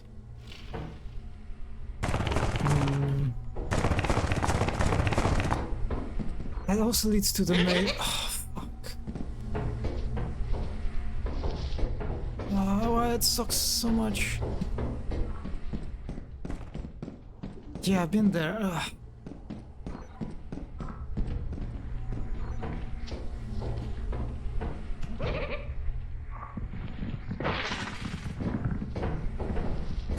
It is a spider, okay.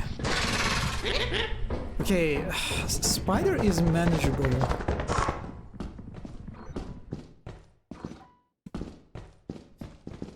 Okay, just... No!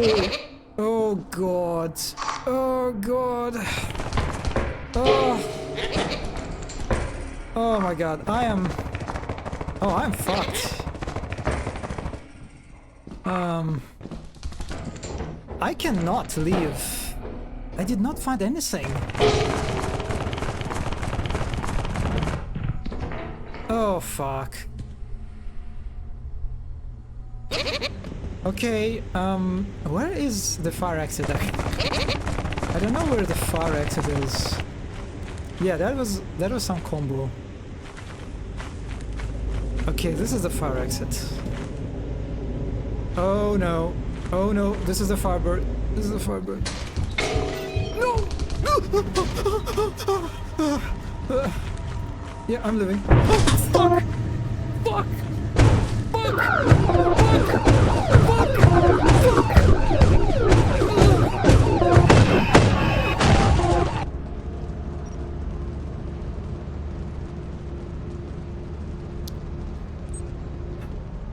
Wow, that was a lot of things in a very short amount of time for me to process.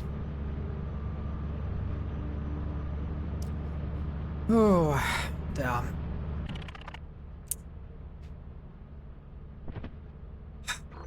I have only one day left. Oh. Let's do this. Let's try to get as much as we can. Yeah, this moon so far, I definitely prefer Titan over it.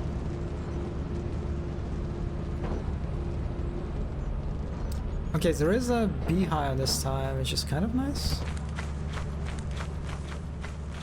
That's an old bird.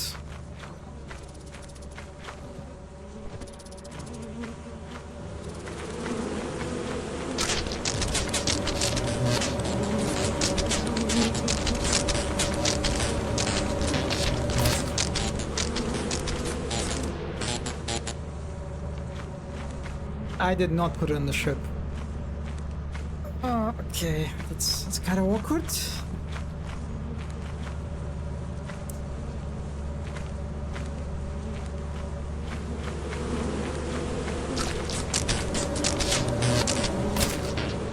Yeah, now it is on the ship. Okay.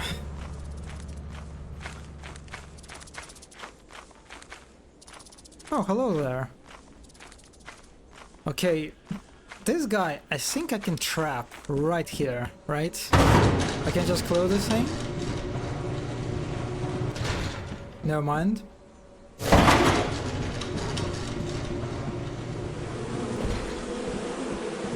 No! I have no mana! I have no stamina! Oh god. I forgot about stamina management is it's pretty tricky. You have to really pay attention to it, especially when you handle all the beehives.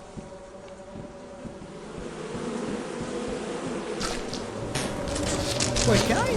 Oh, no, I don't think I can close at the same time. That would be great.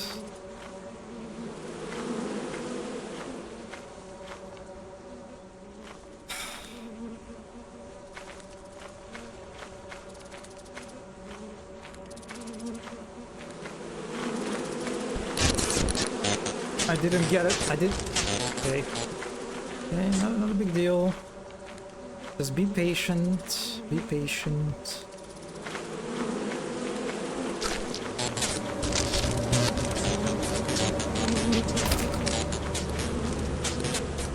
How am I going to... Well, I can do this, I guess.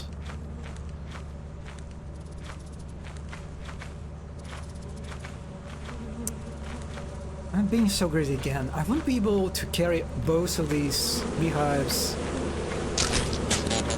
I think, on the ship. They're just too far away from each other. Anyway, we'll see.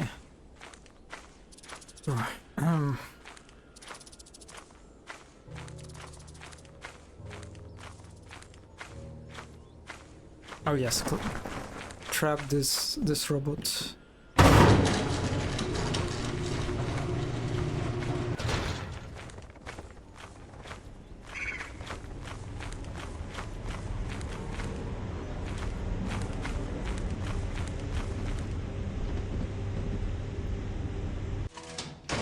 Hello. Nice to see you. But I feel so sad that I don't have the Yappy mod. The very, very famous Yappy mode that makes these bugs to scream. That's a Sumper. Oh, fuck me. I had the angry British bug mode. I've seen this one, yeah.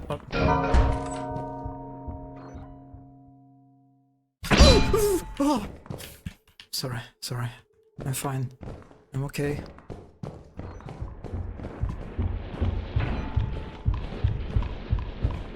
Oh, this guy is just like patrolling the upstairs.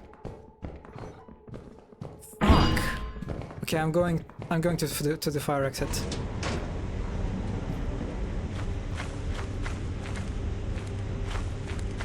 But it's outdated now?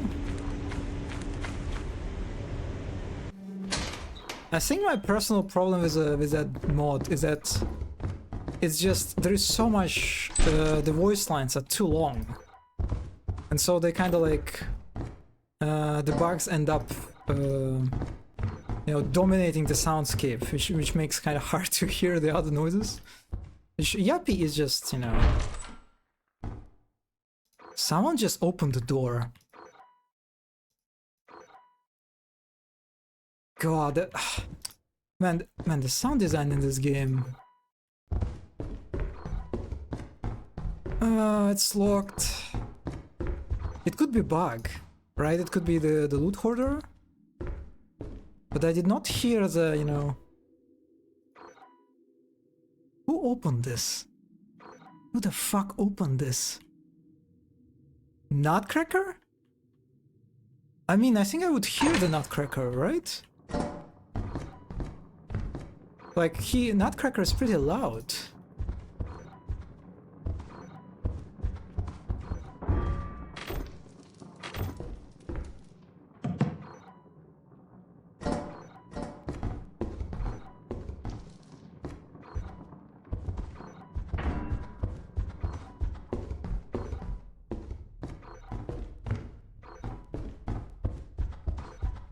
Oh, I lost where the fire exit.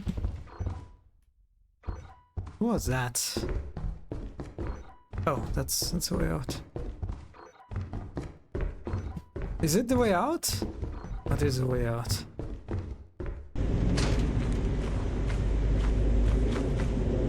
Oh boy, I don't know if I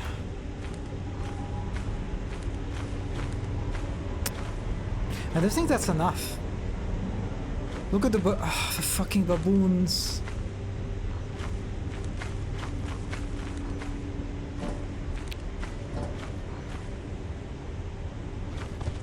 Look at this guy just spawning out of the ground. Oh, that's an active.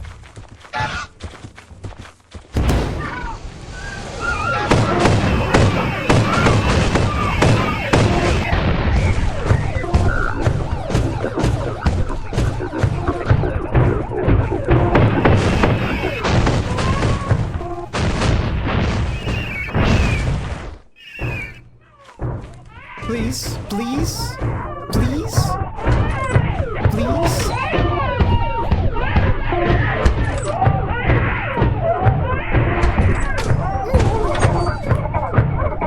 That's the one that I trapped. Fuck. I am... Oh, I'm fucked. Average cadence rate.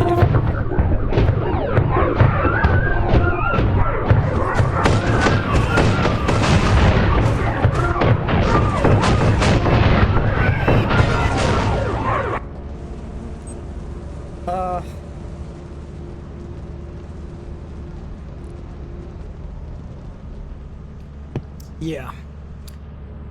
That was very interesting moon. It'd be not very good one for solo. God, the way the old birds, they're just like so overwhelming on every front, right? They are very hard to deal when they spot you, like mechanically. They are very imposing, like visually. And even in terms of sound, they just like, because of their constant screams and siren, and they just they deafen you. And also the camera shakes, extremely aggressive. Oh god, this is just such an overwhelming enemy design. Wow. But you know what? I think that's it for me for today. Yeah. Hopefully that was a pretty interesting sort of dive into Lethal Company. I hope I showcased you why this game, in my opinion, has a pretty robust game design. That just how and why it is so successful at creating this constant serious, constant situations that promote, interesting decisions that you have to make. Interesting and very stressful. Yeah. Boy, it's... I shouldn't play this game solo. It's too much.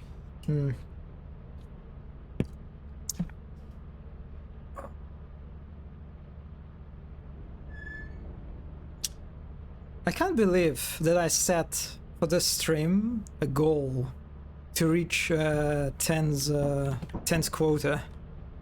I don't think I went past like third quota, right?